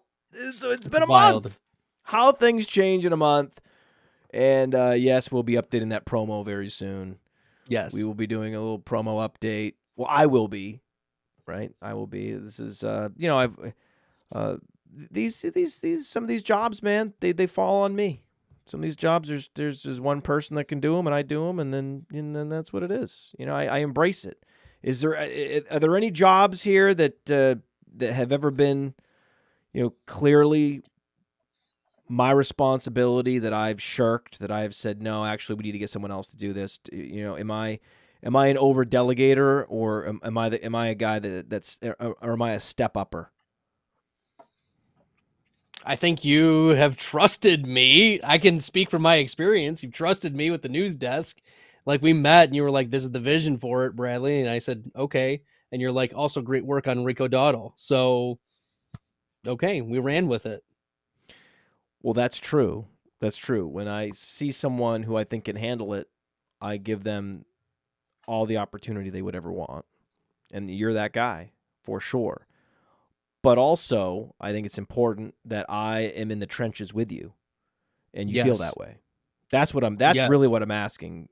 Well, I see you doing the Mind of Mansion, see you putting up the first-person videos, the bold projections. You were like, yeah, we'll do the bold projections, Bradley. You do that, and I'll do the how to win week 6 video. So you're alongside with me here. Dude, I think I love it. I love you and I. We're in the foxhole together. I love it. You and me.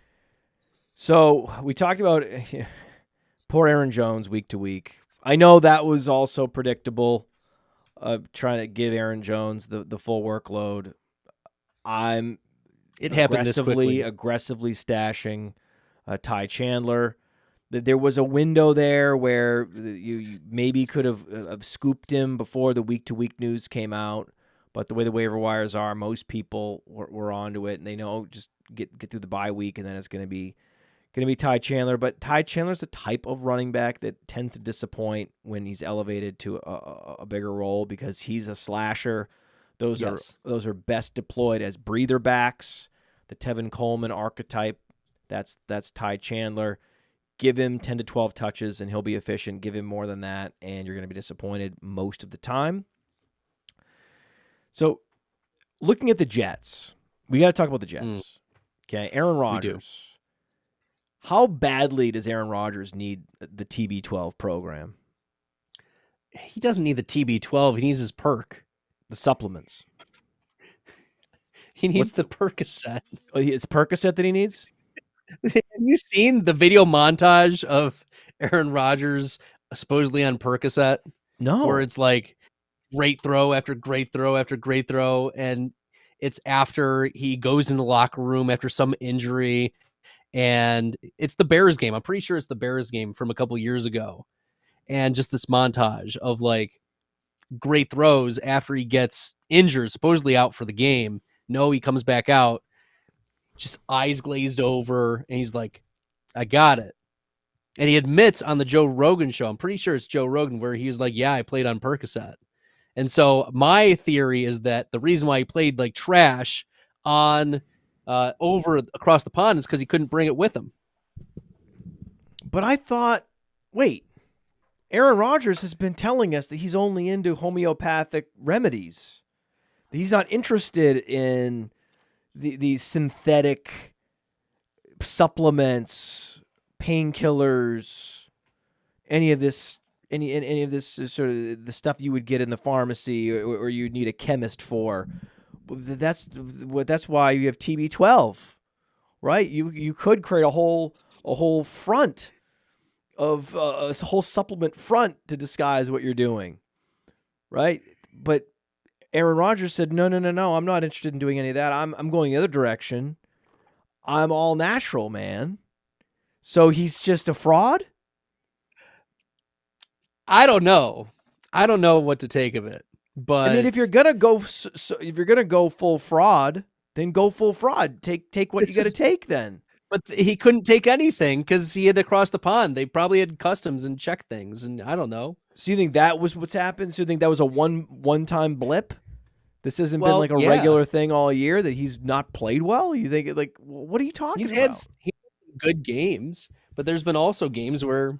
You know who else had good games and bad games and good games and bad games at age 40? Every other quarterback besides Tom Brady that hit 40. The one I'm thinking about most recently, Ben Roethlisberger. He's Ben Roethlisberger. He's not Tom Brady. Tom Brady was at another level It's true. of supplement and pharmacy and chemistry. I don't think Rodgers is that. I don't know if almost any NFL player is as disciplined as Tom Brady, though, to be able to do that. I And think that the squeeze an discipline extra is certainly part of it. I have no doubt that discipline is part of it. But Aaron Rodgers is not creating a whole supplement brand to no. to No. help camouflage what he's really doing to himself. And I love Tom Brady. I'm a Patriots fan. Yeah. I'm a huge Tom Brady fan. Greatest football player ever. One of the great athletes of all time. I think that he should have done whatever it took for as long as it took to be a gladiator at the highest possible level until he couldn't do it anymore. So I agree with everything Tom Brady did. It's just if you're Aaron Rodgers and you're admitting, okay, I'm pretending really over here on this podcast. I've been pretending all along to be Mr. All Natural, but really I'm not. Then find a way, man. Find a way. But the bottom line is once you reach 40, when you're a normal human being, you're not Tom Brady, you wake up on Sunday morning and it's a coin flip how your body's going to respond. That's the way it was. Do you remember Ben Roethlisberger? You had no idea what you were getting any given Sunday. You had no idea those final couple of years. It's true. This is Aaron Rodgers. This is what's happening. So are you more worried now about Garrett Wilson? Or are you more worried about Breece Hall? I'm worried about Breece Hall. Garrett Wilson got 22 targets. He's getting the target share. He's getting the target share. That's all we can ask for. Touchdowns will come. Breece Hall doesn't have an injury, but his efficiency is atrocious. And also, Braylon Allen is actually good at football. This is almost Bijan Algier, where you're finding out that the number 2 running back, he's not better than Breece Hall, but he's earned a role in this offense that is significant enough to affect this running back and the offense. And if you're like Breece Hall is getting the receptions, he's getting the targets out of the backfield, he's reliable. That's always part of the Aaron Rodgers offense, though, is the running back is a safety outlet for him. But like Braylon Allen, he's good at football too. It's a shame that the Cowboys didn't draft him. Yeah, I know, right? That is a super obvious answer to this question. It's Breece Hall by leaps and bounds for some of the reasons you mentioned, but also it's that there's a real threat to Breece Hall's touches in a way that Alan Lazard and Mike Williams don't provide to Garrett Wilson. Breece Hall has an Aaron Rodgers problem. Yes, Aaron Rodgers will throw to running backs, but if Aaron Rodgers is throwing interceptions and Aaron Rodgers is stalling out drives, then that's going to hurt Breece Hall's touchdown equity. But how much of this scheme is, yes, it's Rodgers, but also Nathaniel Hackett not doing anything else too? It's uncreative offense. It's an offensive line that has not congealed. Was firing Robert Saleh the answer? No, it never is the answer. That's always the ripcord that these equity holders always go to. That's the go-to move. Fire the coach, fire the offensive coordinator, fire whoever. And then that just further degrades the overall organizational continuity. So you have an offensive line that is not developing the way they hoped. They have a quarterback who is declining faster than they hoped. They have a newly minted running back that's a lot better than they could have hoped. And all of those forces are working together to drag down Breece Hall, whereas all Garrett Wilson needs to do is just go out there and be Garrett Wilson. And sure, these weeks where Aaron Rodgers doesn't have it, he's going to struggle. But, you got to play him. And his value is still pretty insulated in Dynasty, even though it's going to be years before the Jets solve their quarterback problem. Yes. But all those same problems at the quarterback position that Garrett Wilson is suffering from, Breece Hall is also suffering from, because it's a drag on his TD upside. So the answer is Breece Hall in all formats. Much more concerning. Breece Hall is also a running back, so the age apex is like 3 years earlier, and he doesn't have that kind of time to wait for them to get a new quarterback. It's a problem. Breece Hall in all formats is just a massive problem. And the aggressiveness that I saw Breece Hall being drafted and touted this summer was embarrassing, was egregious. People should be embarrassed. The fantasy analysts that were out here talking about Breece Hall at the 101 or the 102, that Breece Hall was the easy RB1. That happened in one of my expert leagues, multiple expert leagues, 101, Breece Hall. I didn't take him there, but I've seen it. This is real. Oh, it's real. Oh, I saw it all over the place. It was popping off all over the place. And I was like, first of all, ew, what are you talking about? Right? I had all of these concerns, right? But the number one concern was the one that was without dispute, right? You have speculative concerns about Rodgers and the offensive line, but we knew Braylon Allen was going to be a problem. That was... Well, Braylon Allen was all offseason. It was Braylon Allen clearly the running back too. Braylon Allen getting second-team reps. Braylon Allen working behind Breece Hall. That was the consistent drumbeat. There was not a deviation in any of the beat writers. He was clearly the guy holding on the entire offseason, even from the beginning. Cognitive dissonance. It's just cognitive dissonance. And the thing that really, I was open and honest on this show that I'm not drafting Breece Hall. I think Breece Hall is a problem. Breece Hall is very sexy, and I should just shut the fuck up and not talk about how concerned I am, because it's not fun to talk about Breece Hall being overrated. No one wants to hear that. People are tuning out. They're turning the show off. They're unsubscribing. You're not doing anyone at Player Profiler any favors with this fade Breece Hall talk. You're just hurting yourself. And if it doesn't happen, right, if he does smash, if he is the RB1, then you're going to lose all your credibility. This is not something you should be doing. It is not wise. No. Right? Smart content people approached me and said, what you're doing is a mistake. You need to stop. It's all risk and no reward with you in this Breece Hall fade. And I was like, but it's true. But it's scary as hell. It's a total projection.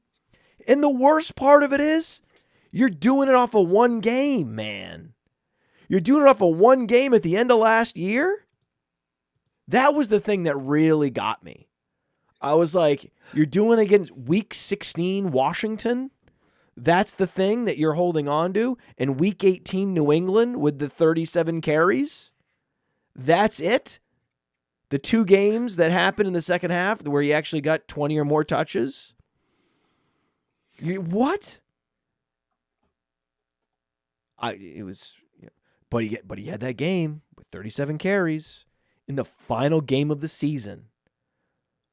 I can't believe it. It's like, that's a game that no one projects off of. You can't project anything off of what happened in the last game. No. It's predictive of nothing. A team that's out of contention. If anything, if they're going to feed him 37 carries when they're out of contention, and then they're going to go ahead and draft Braylon Allen, they're sending a message that this guy isn't actually that valuable to the organization. It was wild. I had Breece Hall as my projected 12th overall player this offseason. I had to look it up because I was like, where did I have him? He was player 12 in my best ball rankings. I went to a bunch of people here. I was like, Billy, you. I was like, Dario. Where do we have Breece Hall? What's the rationale for where we have Breece Hall? All these things, and it was never in the top 3, right? And I was always like, if I take Amon-Ra over him, is that a problem? Am I missing something? And then I did it. I took Amon-Ra over Tyreek Hill and Breece Hall in the FSGA expert leagues. Yeah, I did it live on Sirius XM. And the whole place was like, oh! And I'm like, what? And then, boom, it went rat-a-tat-tat. Tyreek Hill, Breece Hall, right after Amon-Ra. And I'm like, okay, guys, cool. But, I mean, it's just very easy to fade running backs in the first round. It's just the easiest thing to do. I'm in the first round. I have Chase and Justin Jefferson and Amon-Ra sitting in front of me. I can just go ahead and not draft a running back and never think about it again. Like, no matter, it would never cross my mind. Like, man, I should go back and look at my drafts and see how many times I missed on Breece Hall in the first round. No, it would never occur to me, because also at the 1-2 turn, you could always get Saquon Barkley, who's just like Breece Hall, only in a better situation. That's always an option. Yeah, Barkley's been the only non-broken part of the Eagles' offense this year. Yeah. So this is all to say, okay, this is okay. Enough with the victory lapping and the told you sowing, but it's worth reminding people that it was a mockable position to take that you would ever. I mean, Breece Hall is so elite. He's so good. He's so efficient. You're so wrong. Like, he has fantasy breaking upside. You're a clown for even considering a fade. It'd be one thing to take him at ADP, but to fade him, oh no, that's not a thing you can do. No, you absolutely can do it, and that's actually a brave thing to do. Fading a running back in the first round was brave. Maybe next year in 2025, we're going to be to a point where no one is going to blink when people are just saying, you and I talked about it at the top of the show. It's don't Jefferson, draft a running back in the first round in fantasy Chase, football. It's those guys to start. Top 5 are all wide receivers for next year.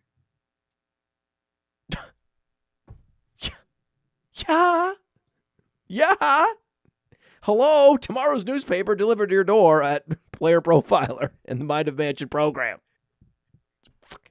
Fucked. I'm just sad for people, man. I'm just sad for these people that are able to look at all of these potential problems. You got Ben Roethlisberger under center. You've got a microwaved offensive line. You got a team drafting Braylon Allen. And no, cognitive dissonance. No, we're going to go forward with our guy. And the defense is good, so they're not going to get into shootouts.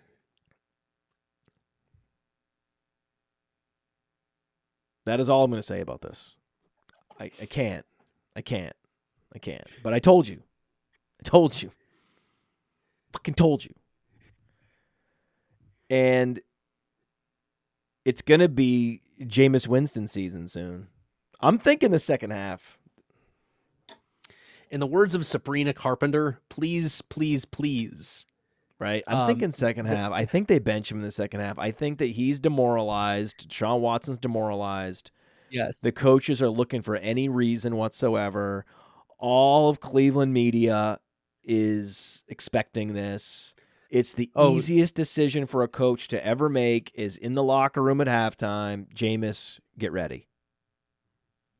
That's why there's been speculation that it's the GM, or not the GM, the owner. The owners who are like, you got to play him. We put this money in. They don't understand sunken cost, Well, no, but you also have a responsibility to Jerry Jeudy, Amari Cooper. These are professionals that want to earn a living, and you're fucking them. So it's not fair. You can't do that to people. They're gladiators, and these equity holders, that sold some business so they could buy an NFL team. Fuck them. Okay? And their opinions and their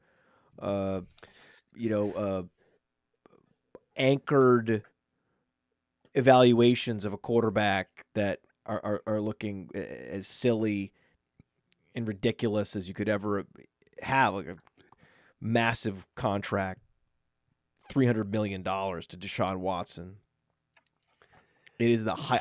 I unfortunately got myself in a conversation with my daughter about this. Oh no. Because she was asking, what's up with Deshaun Watson? And that's where you say, okay, honey. When your daughter asks, what's up with Deshaun Watson? Oh no. It's such an unfortunate moment as like a sports fan parent, because there's so much to say. And yet, but what do you even say to like preserve her too? There's nothing to say and so much to say. But the thing is, I do actually have, just like I have credibility with this audience for being a brave teller of truths. Yes. About players and how things are, like it or not. I've developed a reputation with her that I'm going to give it to her straight. Yep. And so it's tough when she's asking, like, what's up with Deshaun Watson? I don't think she asked, like, why they haven't benched him yet, but it's because what happened was we were waiting for the Steelers game to start. Yes. And so it's not like she's out there looking for Deshaun Watson news, but they were talking about him because they ran out of things to talk about. And they were talking about, I think the countdown to Jameis Winston. And then she's like, so what's the deal with Deshaun Watson? And tough situation. So yeah, I had to tell her the whole story. It was like 10 minutes. And then my wife walks in, she's like, what are you talking about? And I'm like, oh my God, I'm in hell. This is terrible. Bottom line is, it's going to be Jameis Winston season. Get ready for it. Go get Jerry Jeudy. This is, I've never been an advocate of Jerry Jeudy until this moment. Now is the moment where you actually need to get Jerry Jeudy. You need to get Amari Cooper. Jeudy is the best wide receiver right now for the Cleveland Browns. Get Jerry Jeudy.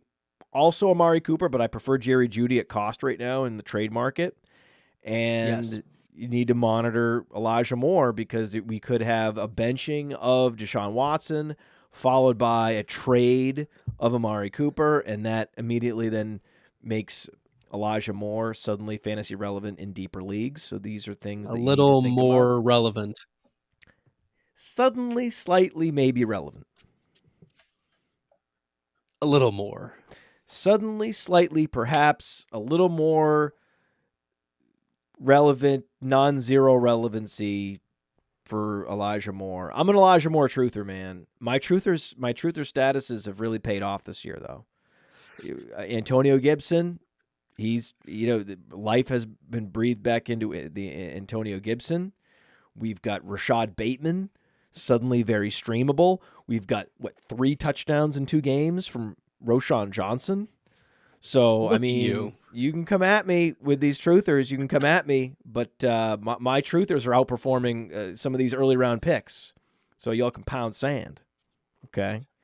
Now, speaking of Antonio Gibson, Jameis Winston season and Drake May season in the same week. Oh man, aren't you happy about this? I'm happy. No, I'm not happy. The Patriots are a dysfunctional organization right now, and starting Drake May right now is the wrong decision.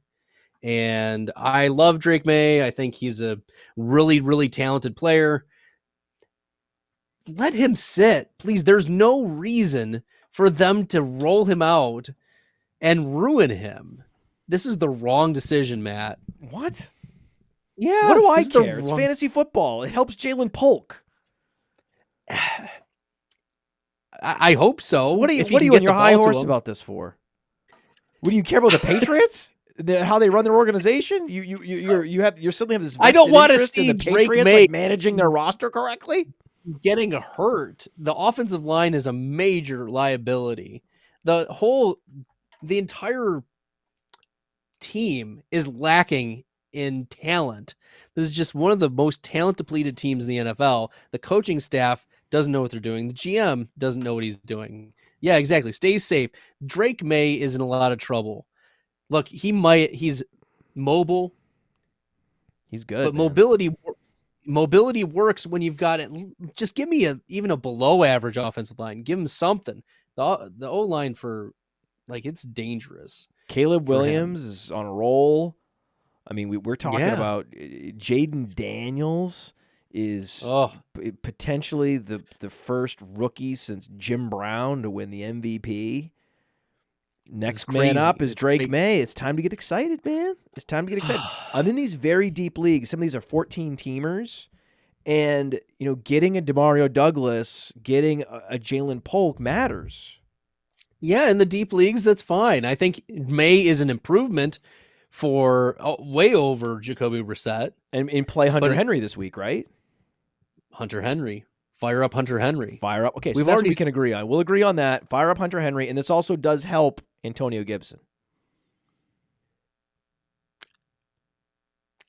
Ramondre Stevenson didn't lose his role. He got benched. He didn't lose. He had the same amount of snaps. He picked up an injury. What? He picked up an injury as well. Ramondre Stevenson did. I didn't check his practice report this week. Is he? Well, no, he was in and out of the game, but it could have been minor. He's a big tough guy. He was probably minor. He's usually, I'm sure it was minor. Whatever. I have a narrative, and I'm sticking to it. That Drake May is going to elevate this offense to something that's going to score more than 9 points. How about that? Okay, sure. I agree with you. Over 9. And Hunter Henry is definitely the best option because the tight end is a wasteland, and you might as well take a shot on a tight end that's getting materially better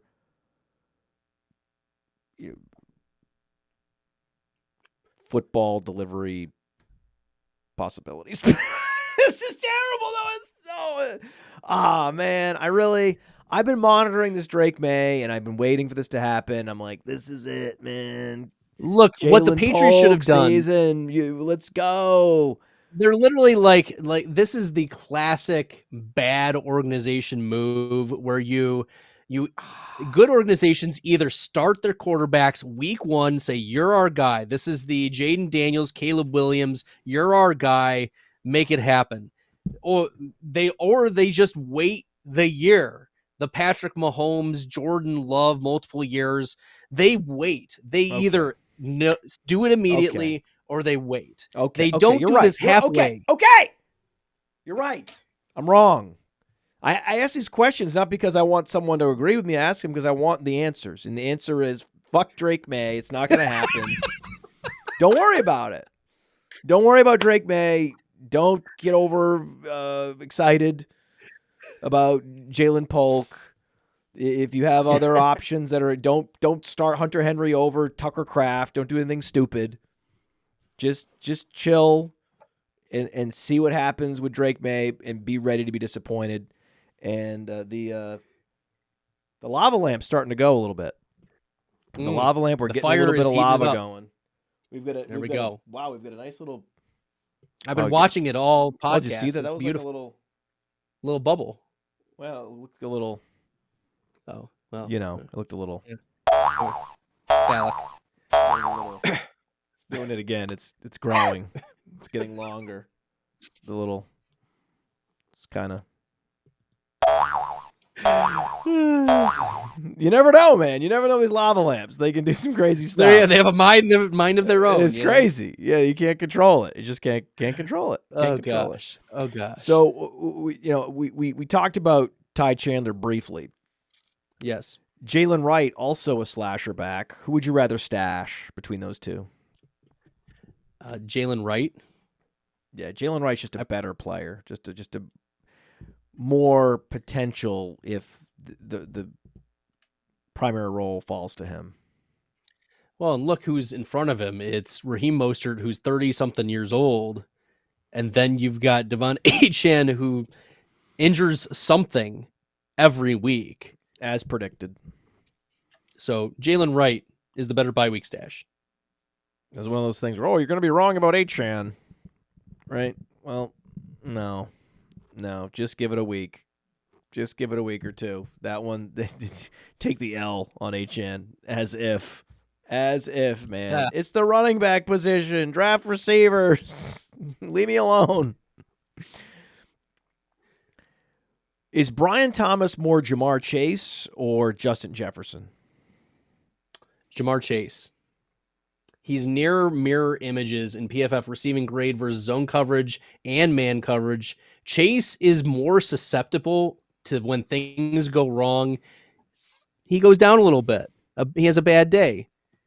But he can parlay the massive days. He can just have these massive weak tilting days too. And that's what Brian Thomas is. He can just parlay and cascade and make these massive days even bigger.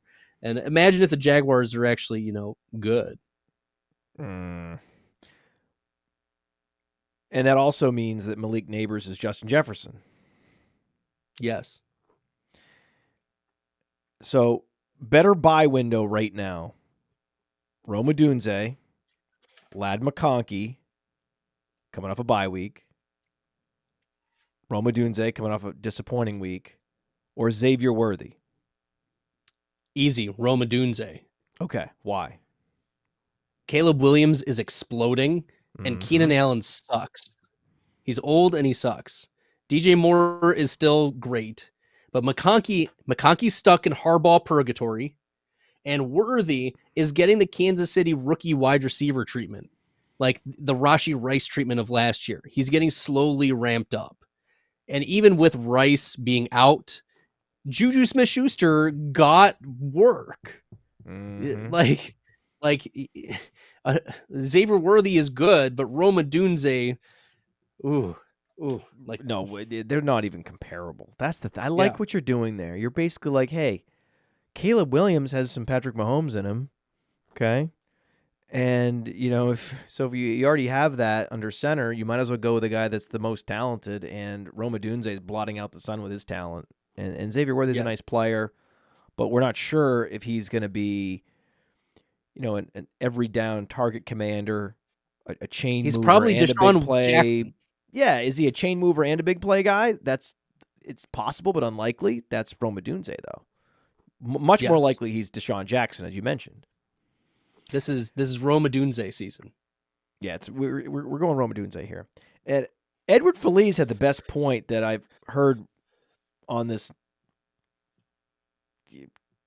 chat aggregator for multiple shows, right? Because we've got YouTube and Twitch and Facebook and Twitter X comments coming in.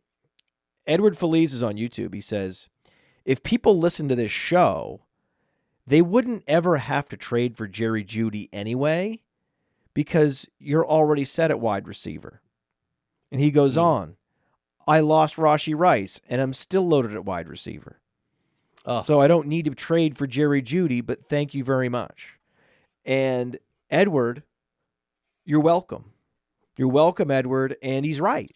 He's right. In theory, right, if worst case scenario happens to all your wide receivers, then yes, Jerry Jeudy's an option to go trade for, but 99 out of 100 people listening to this show don't need to worry about Jerry fucking Jeudy. Nope. No one's out there picking up Juju Smith-Schuster, right? I mean, get out of here. No. Right? No. No. Right? He was cut by the Patriots like a month ago. He does. You're cut from the Patriots. I would dabble just to see what happens, just like you dabble on Kareem Hunt because it's the Chiefs. I mean, sure, in your deep leagues, but he has a pulse. The way we set up our fab guidance and advice, you're never going to get a Juju Smith-Schuster. Though it is funny that he's only 27. Yes. Referencing Juju's age will never get old. Love it. Pick one. Jalen Tolbert or Michael Wilson? This is a toughie because they're close. They're real close. This was a tough question. This is real, like razor thin, like flipping a coin almost. No, I have the answer. Well, I'm gonna go Michael Wilson. Ooh. I'm gonna go Michael Wilson. Ooh. I'm gonna go Michael Wilson. No, you need to get on board. What's most likely to happen this week? 52-point total at home. It's very likely that we go. It's back to Jalen Tolbert. I love the Jalen Tolbert growth and development story, and with the loss of Brandon Cooks, I think this opens up. He had the 90% route participation rate last week. I don't see him going anywhere after double-digit targets. I'm in on Jalen Tolbert in a way I'm not quite there with Michael Wilson, but it's okay. Remember we talked about truther status? I'm a Jalen Tolbert truther. You've got people in the comments that are they've been badgering me about Jalen Tolbert for years. Remember when you were touting Jalen Tolbert? Remember Jalen Tolbert? Yeah, I remember Jalen Tolbert now. Anyone out there now? There's no one comes back with apologies. There's no one that replies to their own comment on YouTube. That's like, oh, by the way, Jalen Tolbert got there. I wish I had listened to you and had more faith, but he was dropped in a lot of dynasty leagues.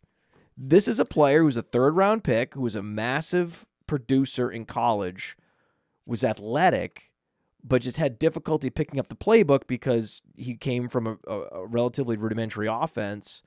And now, finally, things are starting to click, but he's no longer on your dynasty team, and someone else scooped him up, and that's what you deserve. I don't hate on Jalen Tolbert, but but what I'm saying is Michael Wilson could be Jalen Tolbert next year, and we're still going to be truthering Michael Wilson. Michael Wilson is also an underrated talent at the wide receiver position. It just may not fall into place for him this year fully because Trey McBride, because Marvin Harrison Jr. is going to get targets one way or the other, if he has to cry for them, if he has to go on social media to beg for them, if he has to ask his dad to call Kyler Murray's dad, he'll find a way to get the targets. And that's just that is a cap on Michael Wilson and his potential this year. Whereas with Jalen Tolbert, man, I mean, what is after CeeDee Lamb? It's Jake Ferguson. I mean, it falls off real quick. Jake Ferguson has out-targeted CeeDee Lamb and Jalen Tolbert over the last 3 weeks. This is exactly what I'm talking about. Is Jake Ferguson Trey McBride? No.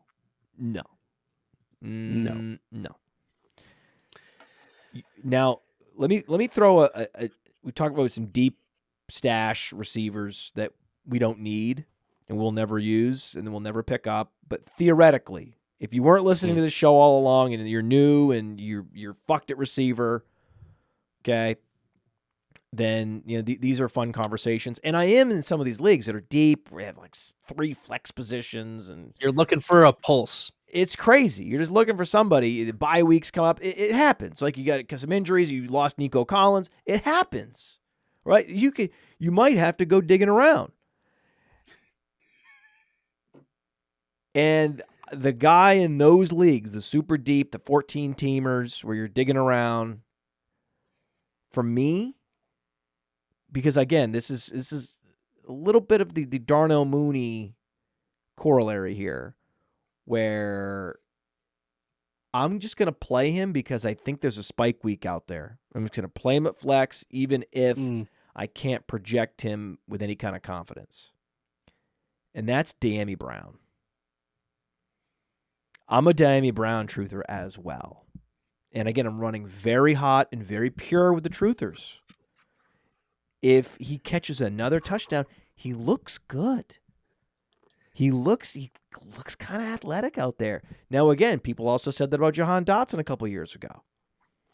But Jahan Dotson also went on to have 7 touchdowns that season.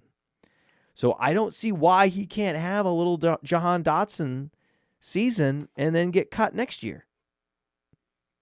Players do this all the time. Noah Brown, they come out of nowhere. There's injuries, there's trades.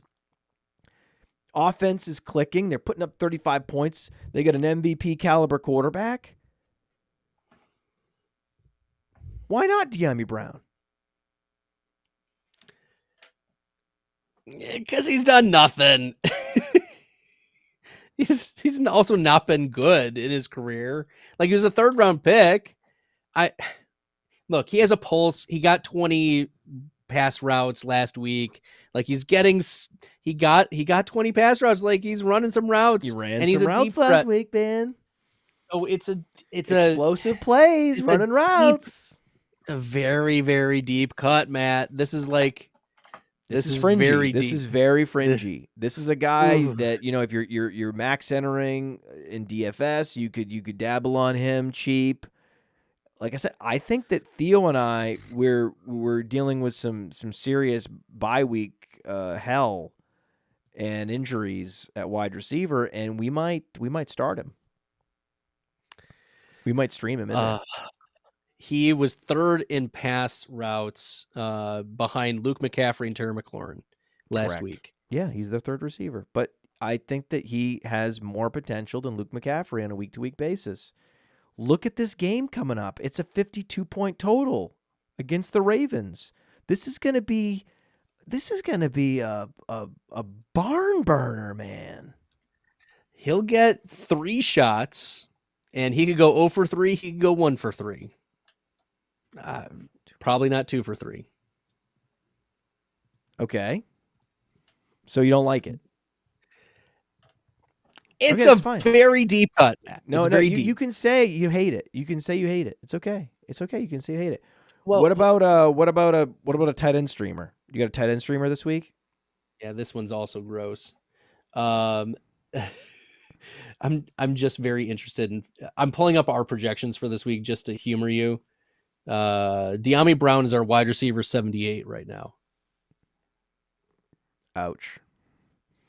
Over Luke McCaffrey.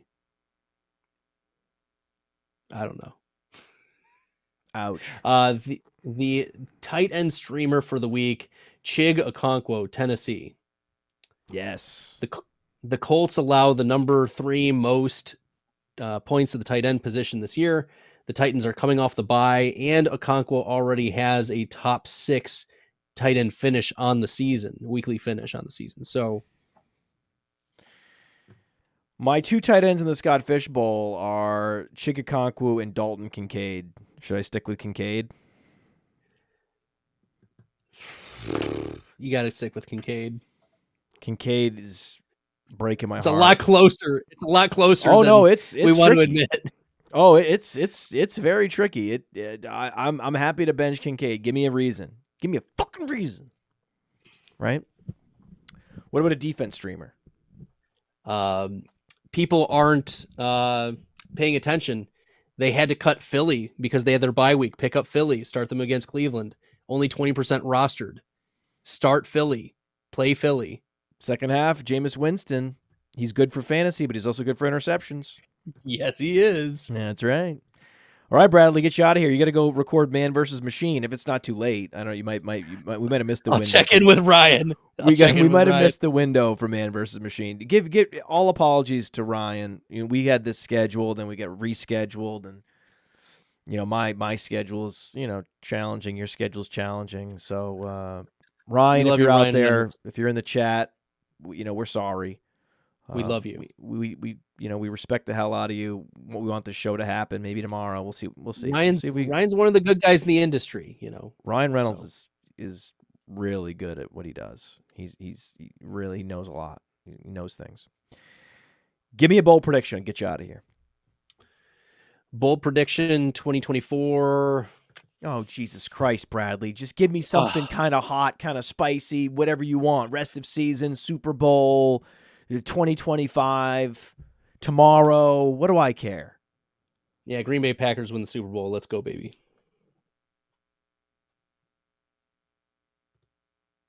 From the Podfather to you, I deeply appreciate you tuning in. And many ask, what can I do? What can I do to help support the host, the research they do, the production costs? Go to PlayerProfiler.com, Dynasty Deluxe, World Famous Draft Kit, Rankings, DFS Dominator, and of course, Data Analysis. Subscribe to any one of those, and you support all of us and take Player Profiler to the moon.